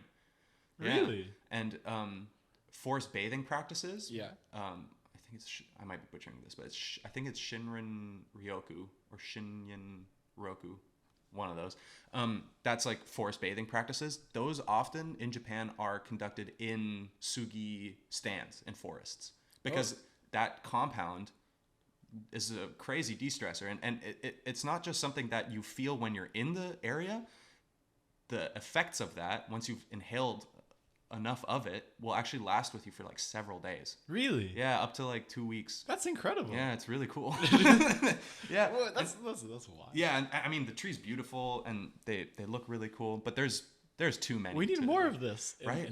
Exactly. They need to plant more of these. They really do. Come on, Vancouver. Right? Why do we not have de-stressing trees everywhere? Yeah. That's Or at least as like a park, you know? Like if you had a stand of them somewhere and like actually kind of advertised it as like a forest bathing site, that'd be pretty cool. I'm sure people would flock to that here. Totally. And you always have to kind of watch out a little bit because obviously forest bathing is like it's a practice that people have done all around the world, but specifically the really famous one is it is a Japanese custom.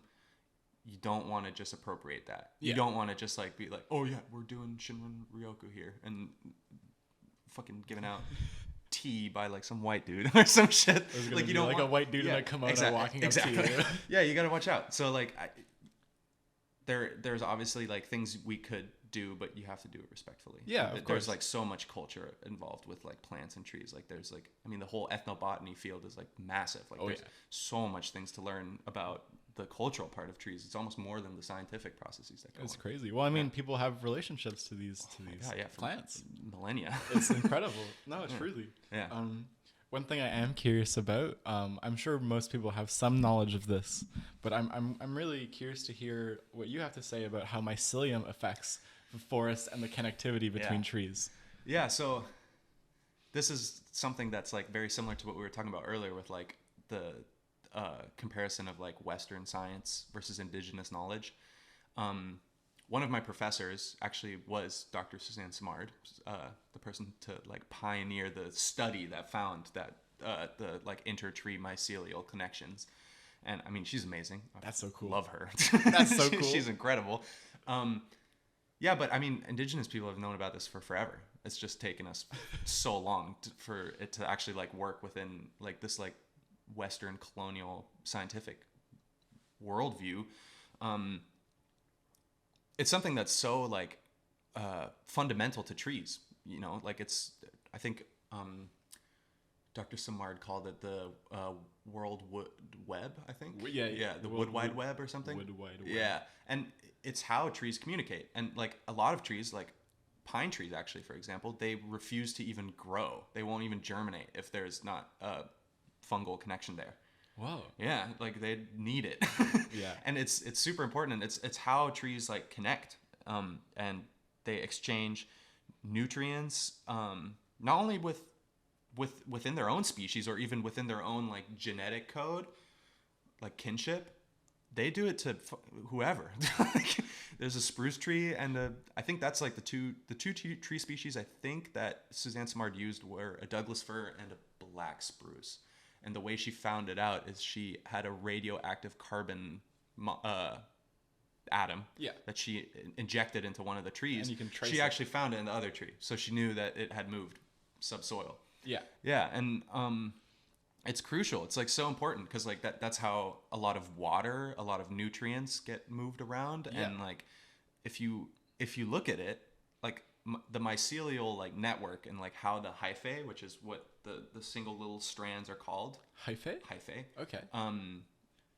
The way they're like set up is a brain. It is just a brain. Like that information is stored there. It actually uses electrical impulses the same way your neurons are.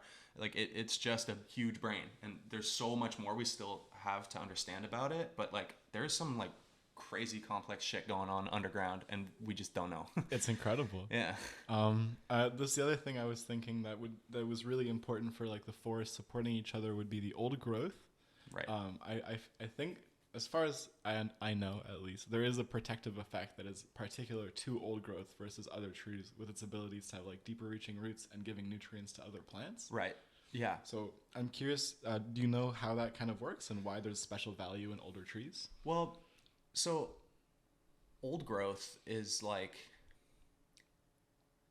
it's kind of like a little bit of a contested field within forestry, just because we've been trying to classify how like a forest reaches old growth at one part. It's like a life stage of a forest. Yeah. So you go through successional stages. That's what it's called. So you got like the very beginning, after like a huge disturbance event, like a huge fire just burning down an entire forest. You need certain like pioneer species, like lichen is showing up, and then here in British Columbia, often it's red alder, which can fix nitrogen in its roots, so it like fertilizes the soil. And then you get the other species coming in, like Douglas fir, and then western red cedar, and like western hemlock. And at some point, you know, it gets older, and your forest is becoming more and more complex, because you have minor disturbance events that take down one tree, and then suddenly you have a gap in the canopy. Now all these trees that are below that are like, oh fuck, let's go. Yeah, Just, there's like, a start space. shooting up. And so there's so much like stratification of everything, and that's how you get this like crazy amount of biodiversity, because all these like little tiny niches that pop up with certain trees falling or certain new species being introduced keeps enriching the food web, which is like all the actors that work within an ecosystem and how they interact, kind of. So that's like one of the most important parts of old growth, is because it has so many different actors in it. It supports so many different processes. So that's like one of the main importance of old growth. And the other one, like you said, is within the soil and carbon storage. So like really old trees, they often store a lot of carbon in these like underground mycelial networks. Yeah. And yeah, so like a lot of like subsoil carbon storage is actually the most important type. Yeah, and I mean, huge trees obviously store a massive amount of carbon. Yeah. And we really need that right now. Not a bad thing. Yeah, so this old growth is like it's really important. It's just it has so many purposes, and there's so many processes that go on, and they're so life supporting, and you know there's so many plants, and like one of the big ones right now here in Vancouver is obviously a watershed, and how to manage like stormwater runoff, because you know you clear cut an area and there's nothing there to stop that water. Yeah, like, yeah. if you have a whole hillside, it's just fucking coming down the mountain. Like, yeah, next thing you know, fucking an entire city will be flooded. Absolutely. Or a major highway that connects a city with the rest will just be gone. And these like old growth forests are really important for watersheds, because the canopy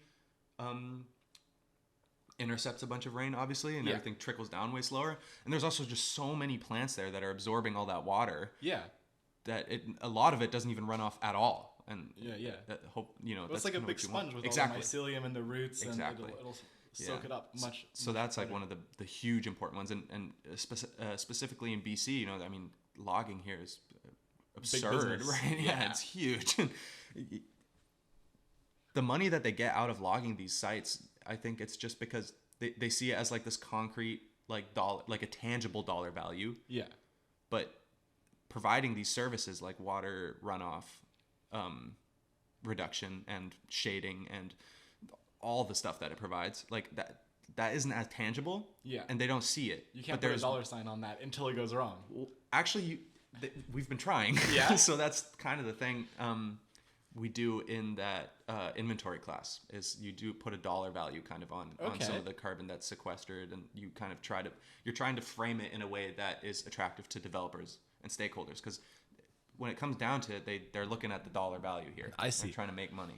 So you're in a way commodifying the experience of trees. Yeah, it's a double-edged sword. A little bit. In some way, it's great because it's giving them a bit of it's so important to do it all. Economic force. This tree can actually it provides a service, and that service is wanted, and they'll keep them around. It incentivizes expanding the urban forest. But on the other hand, the tree doesn't give a fuck how much money it's making. It doesn't even know what money is. Yeah. It's just chilling. Yeah, it's just doing its thing. It will just do it. It's weird. It's definitely a pretty big thing in the field. We're trying to figure out how to do this ethically. Honestly, that's fair. It's not like you can offer the trees a fair wage or anything. Right? Yeah, we're gonna need a labor union. the tree union. The trees are unionizing, guys. Yeah. That would be a bit much. Yeah. But I guess the last thing we haven't really touched on in the ecosystem that I think is a big role is plants. Yeah. Or not plants. Friggin', we talked about plants. Animals. About plants. Yeah, animals. So yeah. I'm curious as to how animals, their interactions support it, and how maybe that gets dysregulated. Yeah. So to like tie it in kind of with plants, like if you're looking at ecology, you're looking at food webs. Okay. And interactions. Not exclusively, but it's a big part of it. And when you're organizing a food web, you organize it in levels. They're called trophic levels. So on the very bottom, the first level, you got the autotrophs, which are living organisms that don't require other living organisms to sustain themselves. So autotrophs are photosynthesizing creatures and stuff like that. And they make a base layer, essentially. And then you got the next level, heterotrophs, which need different life to sustain. Yeah. And you have often like small herbivores, and they kind of feed on the first trophic level. Yeah. And then as you move up the trophic levels, they kind of like interact that way, kind of. Like, you know, the top level preys on the lower level. On the level below it. That is like a bit of a simplification of it. Obviously, you have interactions from all two the ways, levels. right? But yeah, and at the top you got the apex predator, or like the apex of that site, and that's kind of like often like a keystone species, which is something that like supports other species within the area. So like an example of a keystone species is a beaver. Yeah. So they create habitat. So when they like make a dam and suddenly a river has turned into a pond, all these birds now can like come and feed on these fish that are trapped here. A lot of other rodents actually use this space too. So like they're keystone species. If you removed a beaver from an ecosystem, the whole thing collapses. Yeah, well, it would change the ecosystem. Right, and that's called the trophic cascade. Trophic cascade. Yeah, so if you like take one actor out, immediately something else will like not have a competitor, and it'll, you know, proliferate, and then it eats up all its resources because it's not being held in check. And then next thing you know, the whole thing falls down. I see. Yeah. It's definitely like a big cascade of dominoes, but just in a very bad way. Yeah, and like food webs are so intricate, and they're surprisingly sensitive, you know? Yeah. Like any little thing. Like, and sometimes it's not even just like hunting. Like, if you like hunted one species and they were suddenly gone and then everything goes crazy, sometimes it's just something like the temperature changes, and then suddenly next thing you know, the salamander can't lay its eggs anymore, and then the thing that relies on the salamander to eat the eggs can't live anymore, and then boom, the whole thing falls down. So I mean, animals play a huge role, right? Like, I think my favorite example of food webs and like nutrient cycles is here in BC is like all the actors that are involved within like hunting and eating salmon. Yeah. So salmon is like one of the most important things to the ecosystems up here for very many reasons. And the main one is one of the first like actors or species to go. Wolves will hunt salmon. Yeah. But the fats and some of the other like compounds that are in the skin are actually toxic to it. So it'll just lay it out there and let birds come who can digest it. The birds pick at it and eat their little share.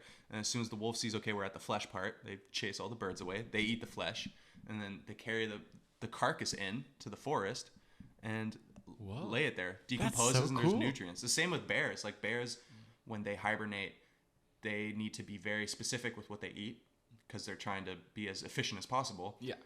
They won't eat most of the fish. Like often they get a salmon and they like eat the skin for the fats, and then they bite off the head for the protein. Really? Like the brain and all the gunk. And then they just leave the rest there, and it decomposes. And that's why the trees here are so fucking huge, because there's so much nitrogen in the soil. I mean, most fertilizer is just fish. Exactly. So, you know, these interactions, like, it affects everything within the web. There is no such thing as, like, an exclusive use of one resource when it comes to like natural systems. All so connected. Yeah. And the interconnectedness is huge. Mm-hmm. I'm curious, are there any like big invasive species here that are throwing that off? Do you know of anything going on in the Pacific Northwest? Yeah, ivy, English ivy. Yeah? You see that everywhere. Ivy. Yeah, you'll walk around Pacific Spirit Park, and if you're off the trail, sometimes you'll see little flags, like little orange tags. Yeah. And yeah, that's an ivy invasion. Often because it's like a vining species and it can climb up things. It'll completely like cut off, like smaller trees. It'll actually girdle, like it'll wrap all the way around, and they just will die. Yeah, whoa, it's pretty crazy. That's intense. And from ivy. Yeah, and understory species can compete. Like, I mean, a lot of invasive species are. That's why they're invasive, right? Is because they can thrive in almost any niche. Yeah. They grow really, really fast, and then they shade out their competition. In most ways. And so ivy is the most prolific one I've seen. Another one that's like actually really pretty is holly. Holly is another invasive. Holly's invasive? English holly, yeah. Really? Ilex aquifolium. Huh. Also similar, like can just kind of grow wherever. Yeah, it'll just eat anything. Yeah. So invasives they're definitely a problem. However, I have had like some conversations and some like a thought that I share with some of my like roommates and fellow students is that, it's not the plant's fault it's invasive, right? Yeah. It's us for bringing like, it to invasiveness is in a sense a kind of a colonial concept, just slightly, right? I get what you mean.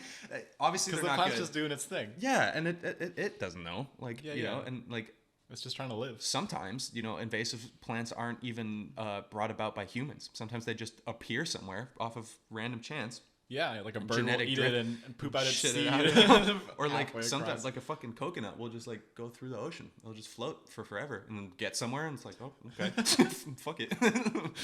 Yeah, and so it's obviously important to try to control it if you can, but there will always be something you can't catch. Yeah, that's fair. Yeah.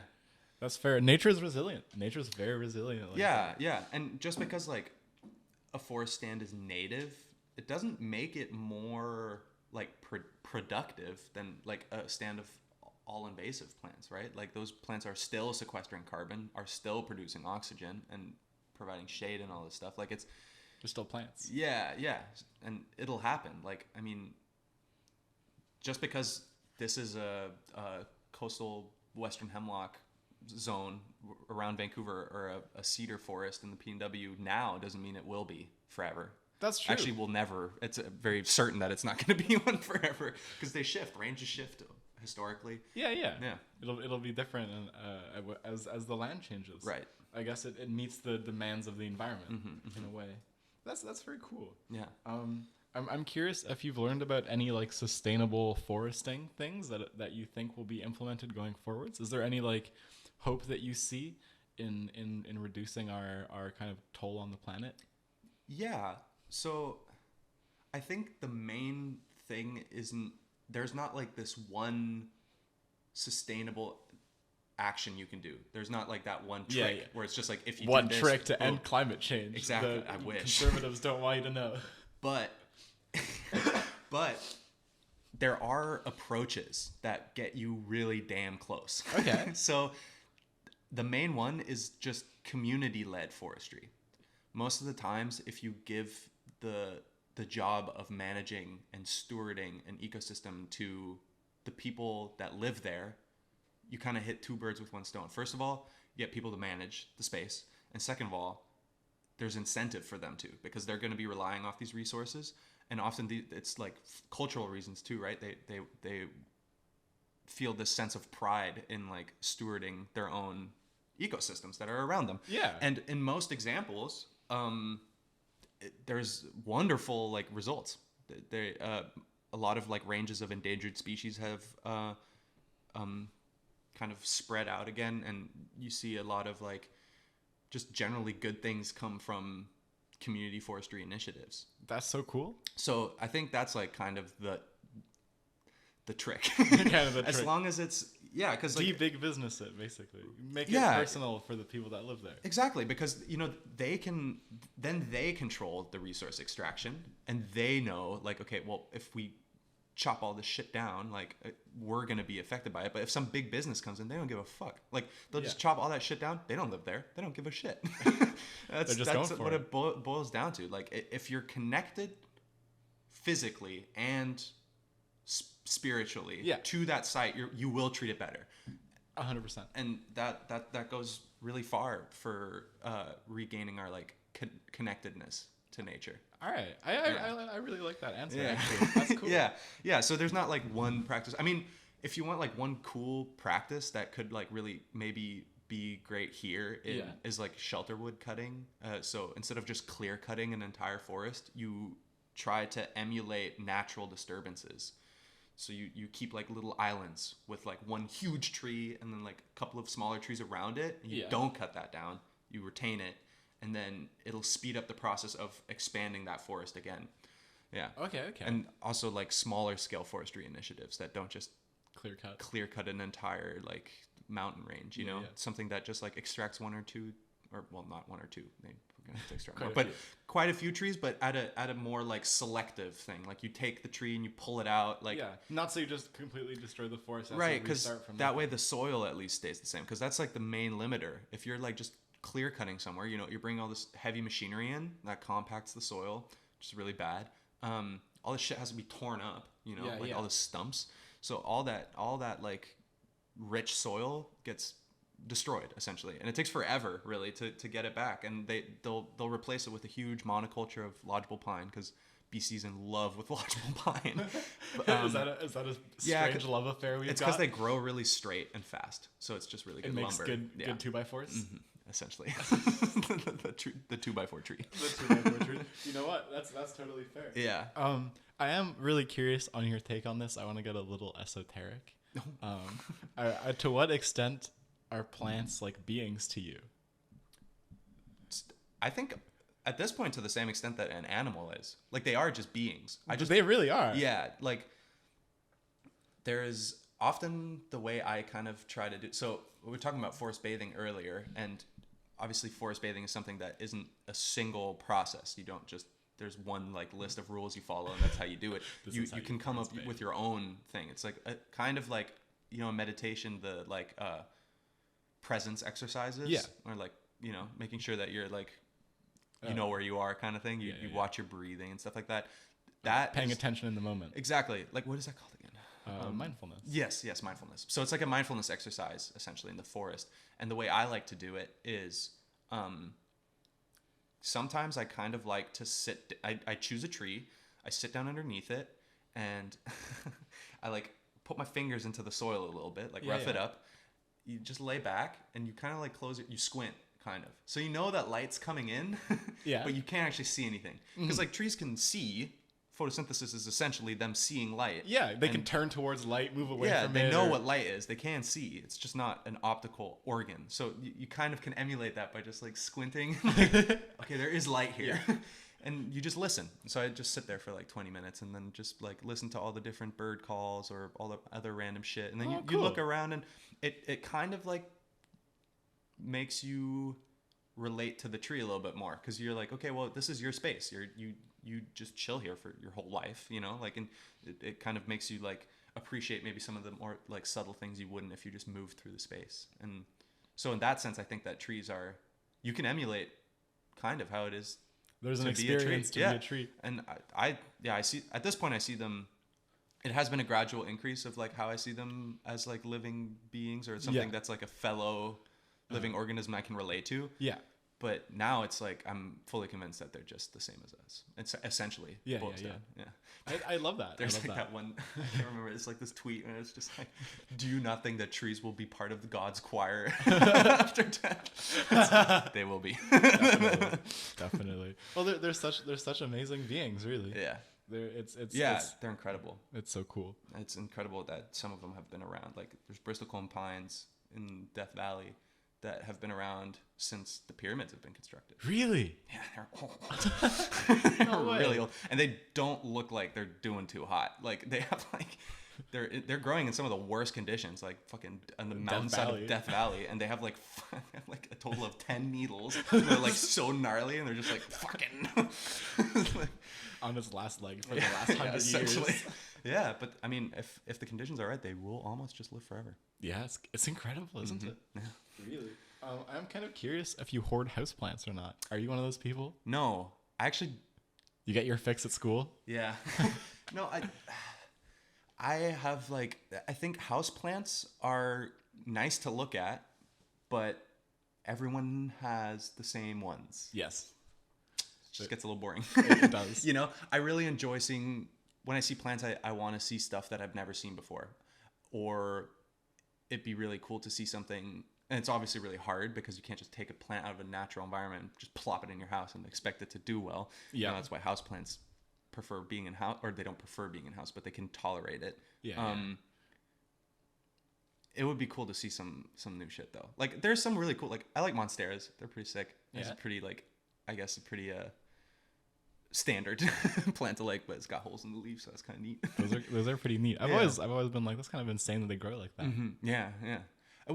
We have a couple at home. Yeah. I have a little house plant. He chills next to this spot I sit on the couch.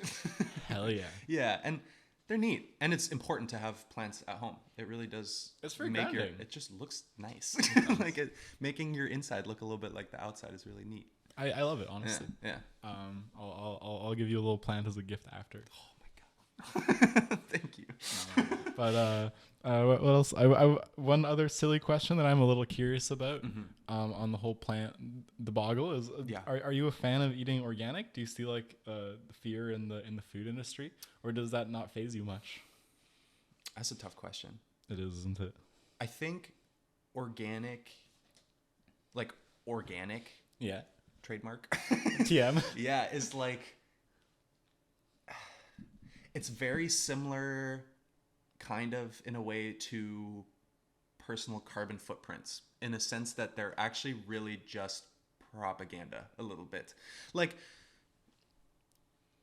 why is it my choice to get organic, right? Like, why do I have to pay more? Yeah. You know, like, you should just not have to have poison in your food. Yeah, it's ridiculous, and like I shouldn't have to pay more to eat get good food. And also, I think that this like scare, the like GMO scare, is really bizarre. Me too. It's not actually that fucked up. No. Like, if you know what GMO is, it's not that scary anymore. No. Suddenly you're like, oh, they're just attaching this random thing to the fruit, and it does it. And you can do such cool things with it. Like some of the things I've heard about GMO being used for have been so amazing. Yeah, like golden rice. Yeah, that's the good. That's the biggest one. That one's huge. It's massive. Yeah, and like I think that like obviously if you can support organic farmers, you should. Yeah. But it's not your fault for not being able to afford organics. It is ridiculous. And they're just so expensive. It's like, ridiculous. Yeah. I don't know. I think there's like more like I guess systematic things that have to change for people's health, but I don't know. I do hate the aspect of like guilting people or like trying to like fear monger about it. Yeah, and you'll have people that are like, they say that they're like really like sustainable mind, like really green people, but they'll do some really fucked up shit. Like there's this one example, it's called the Frankentree example. I think it was in Oregon, but there was this nursery that was trying to grow like genetically modified trees so that they could grow in sites that are too harsh for most trees, so they could reforest or afforest certain sites, like make sure that something that wasn't a forest before is a forest. And they weren't even like at the stage yet of deciding if they would even release these into the wild, you know. Could be a hell of an invasive species. Could be. Could also not be. Like they didn't know. Yeah. These fucking green activists came in and they chopped down all the trees. What? Being like tree huggers, they didn't really like those Franken-trees. So they just fucking murdered them. Like, that's ridiculous. Pretty weird. Like, yeah, GMO is strange. I think a lot of our perception about like organics and GMO is not led and based in science. A lot of it is like, I think a lot of publications are very eager to find the next like diet and health trend. Oh yeah, it sells. And they'll shit on GMO or not, you know. Yeah. So it's kind of like, it's so random. Like it's not really based in anything often. That's fair. Like fear. So I mean, some GMOs can be pretty fucked up, but like you got to look at the. It's a tool. It's not good or bad inherently. Exactly. Yeah. No, for sure. I'm kind of curious about your class, your school setup. I keep saying curious. I don't know why, but it's a curious fella. I am a curious fella. Curious like George. That's always the vibe for these podcasts. I'm getting curious about things. Right. But what I'm wondering is how often do you get to go out in nature and like go out for your school and your classes versus how much do you get to sit inside and like study, learn about things? Right. So pre-COVID, it was huge. I had specifically 3 classes that were like, obviously the inventory class, you're on campus, you're out and about measuring trees. Yeah. So that one's very like field focused. Another class that I took was my ecology class actually was Suzanne Simard. She would just bring us places. Yeah? Like one time she was like, yep, we're going on a field trip up to Seymour. Or no, I think we went up to Cyprus. And we just walked around Cyprus and she taught us about like little moss species and That's tree awesome. species. So it is very hands-on. Like for one of them, we had to do these, they're called like you essentially do like a site analysis to figure out that like Beck classification thing I was talking about earlier. You go to a site or an area, make your own plot. It can be, I think it's like 5 by 5 meters or something. So Big square. Yeah. And then you catalog every single plant species in there. And you write down roughly how old you think it is, how many of each. And then you can look at the like conditions that those plants prefer. So they have certain regimes. They're called soil nutrient and soil moisture regime. So like a certain fern might like really wet soils that are nutrient rich.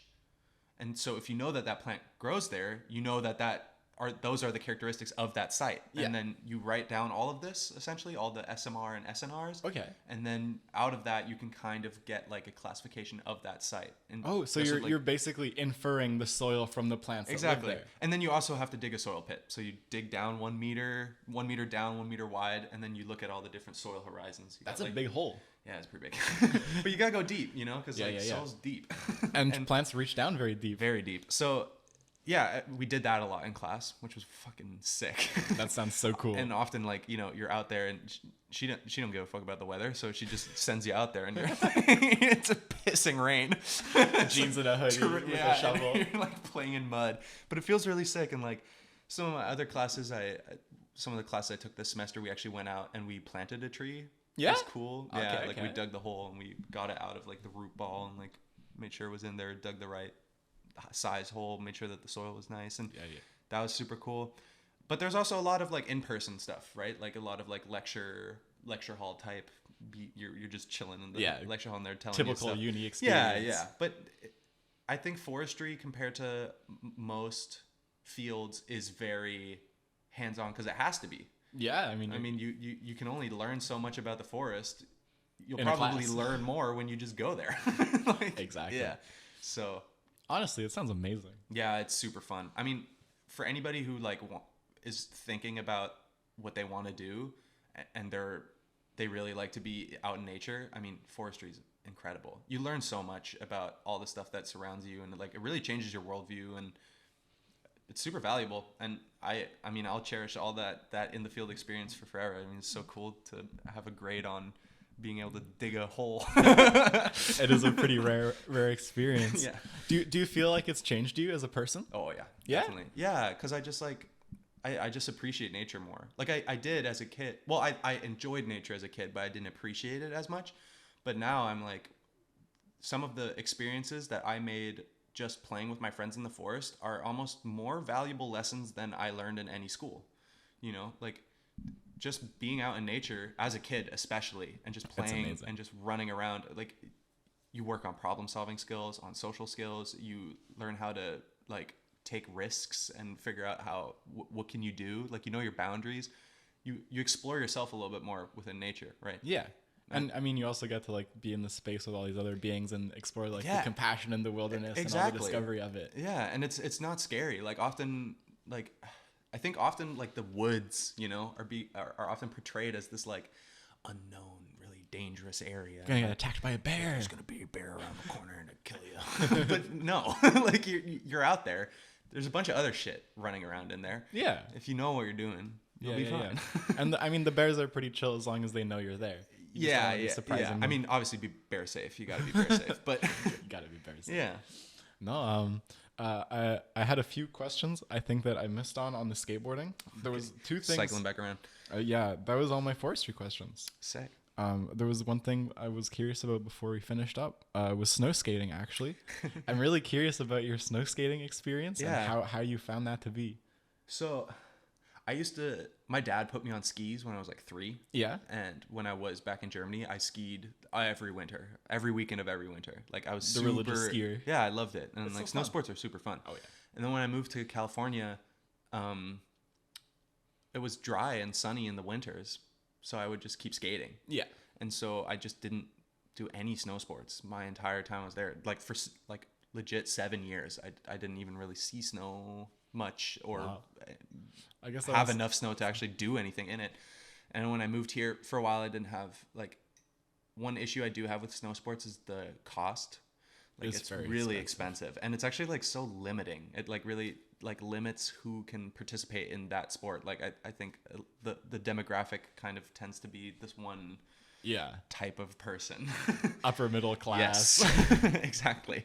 So I just wasn't able to go out, but then I managed to get I bought some snowshoes because I just really like hiking, and I like hiking in the winter. It's cool to be able to just walk on top of snow. And then I borrowed, I still am borrowing one of the Landet snow skates from Aiden. All right. And yeah, I tried it out on some of the snowshoe trails up on Seymour, and it's nice because I don't have to buy a lift pass. I just need to ride up there. Yeah. And then I would snowshoe up the trail and then snow skate back down, and it's super fun. Snow skating's really cool. Like it's hard, but it seems really fun. Hard. Yeah, it's like. But I mean, it hits all the same buttons as longboarding does, like downhill boarding. Yeah. And it feels the same, right? Like if you have a trail that has corners, you're drifting through the corners essentially, and you're bombing, and it's this exact same feeling. And you got people like, what's the dude's name? Bell Harrison? Bell Harrison? I'm not sure. He's like a TikTok, big TikTok guy. Big TikTok on the snow skate guy. Right. But he has like the huge ski. Yeah. Like the really long I know the one you're talking about. Yeah, and he just goes so fast. Like, and it's just at that point it just is longboarding. Yeah. Like he's literally. Well, he's got like the full foot stop. Well, and he's literally using a Pantheon seed. Yeah. With like he doesn't use grip tape. He uses like nubs, kind of. Like the nubs for your snowboard. Yeah, similar. And he uses a foot stop. He has a Marley foot stop. Yeah. I think we're thinking about. Yeah, so it's like. It's essentially a longboard, and it's really cool. And then it is so cool. Yeah, just last weekend I went snowboarding for the first time in like 7 years. Yeah, it was the first time up going to Whistler. Oh no way! Yeah, it was really. How was the snowboarding? It was fucking so sick. Yeah, yeah. Did you fall on your ass a lot? Yeah, I did, but it wasn't as bad as I thought. Because I mean, I thought after like 7 years, it would take me like 2 days to get back into it. But like within the first 10 minutes, like. I felt comfortable like trying jumps again. Yeah? Yeah, and I got some good jumps. Like I even got some tricks and some grabs. It's nothing big, but like it felt really good. And I went into powder on our second day. We got like 40 centimeters. Oh, that must be so good. And it was just so sick. Yeah, it was super fun. And it was the first time I saw Whistler. And Whistler is really sick. Whistler's incredible. Yeah. Like it feels really, like it has a weird vibe to it. It doesn't feel like a very organic urban area. It's very much like a ski lift with a little city around it. Yeah, no, but it's not it's the city part that isn't like a city. It's like a big mall. Yeah. I was trying to put my finger on it, but then on the last day I was like, man, every single one of these buildings is a storefront. Like, when have you ever seen that? Like, only in a mall. It's a mall. It's just a big mall. It's just a big winter mall. You know what? That's the secret that no one knows. Yeah. It's a big winter mall. Just make a lot of money through the winter mall. There's too much money there. Too much money. Yeah, I want to know. I actually really want to look that up. But like, how much annual revenue Whistler makes? There's probably a lot of money ridiculous. That goes to that place. Yeah. All right. I think I have one last question for you. All right. We've been rolling just under 2 hours. Holy shit. Yeah. We've been going a little bit. So I'm really curious as to anyone. What would you say to any young or aspiring skateboarder? Not even young, but someone who wants to get into it. Try different things. What's your take on skateboarding? Like, fucking just do it. That's it. Like, do it. Yeah. Take your board. Actually, the main one is bring it everywhere. Yeah. Never leave your house without it. Take your skateboard with you. Yeah. If you're walking somewhere, don't walk. Skate. Because that's the way everything will come if you have board feel. Slides will be so much easier if you're trying to get into longboarding. Anything at speed comes from you being comfortable on your board. And then with tricks, it's the same thing. Like, how do you expect to land something if you can't be comfortable on your board? You have to be comfortable on your board. And that really only comes from being on your skateboard whenever. And it's like the perfect toy, right? Like, it is. You just bring it wherever. You can get anywhere with it. I mean, way faster. It's the best bus and board is the best combination in the world. There's no better way of commuting. Excuse me, how about bike and lock? Bike and lock is nice, but what if there's a skate spot? Okay, that's hard to beat. Bike and board is also epic. Bike and board is I will fun. give it to bike and board. But board and bus is nice because you can like just chill on the bus. You mean like read and Listen to music. yeah. It's pretty nice. Yeah. It's really nice. But yeah, I think just do it, honestly. If you're trying to get into skateboarding, just be on your skateboard all the time. Take it everywhere. Always carry it with you. Even if you're not even sure that you can skate, just have it with you. Just in case. I mean, if you have any wait time at a bus, just start popping ollies. Just do random shit. Like just do it. Take the opportunity you got. Mm-hmm. Amazing. Well, thank you so much, Finn. Thanks for having me. No, it's been so much fun. Super fun. Would you have any like social medias or things you want to plug? Oh yeah. If anyone actually got this far, I'm sure there will be a few stragglers. Pretty long podcast. Yeah, I guess follow me on Instagram. At Finnyboy. Finnyboy. With 6 eyes at the end there. 6? 2 N's. All right. Yeah. And check out the skateboarding on Void Incorporated. Oh yeah, that too. Obviously, yeah. At Void Incorporated. We got some media. We got some downhill. There's some stuff. And check it out. Support your local skate shop. Always. Support. Yeah. Shout out to Flatspot. Shout out to Les. Thank you. Shout out to everyone. Shout out to Katie for handling and organizing in Parkades, which is one of the coolest social events you can do here in Vancouver. Random-based social event. Mm-hmm. Who else? Shout out to all the boys. Shout out to everyone. I have a few thank yous as well. Big thank you to my only sponsor, my mother. Thanks, Mom. Thanks, Mom. Couldn't do it without you. Otherwise, thank you to Noah in particular, because he's the reason I have Premiere. I can put these together. So I love you, Noah. Big love to Noah. Big love to Noah. Thank you, Reiner, for helping me with the set. It looks great today. Thank you to Eldrich for my logo, which looks lovely. And thank you to my friend Sam Mitchell for theme music. Hell yeah. And thank you if you watched. Thank you for watching. Amazing. Please like and subscribe. Yes. Do the YouTube things. If you find this on a hit the bell, hit the notification. Oh yeah, there's a bell. Add this to a playlist potentially. Yeah, and share it with people. Share this on every social media you have. Do it. All right. Thank you. All right. I love the rambly outros. Fuck yeah. Dude, that's sick.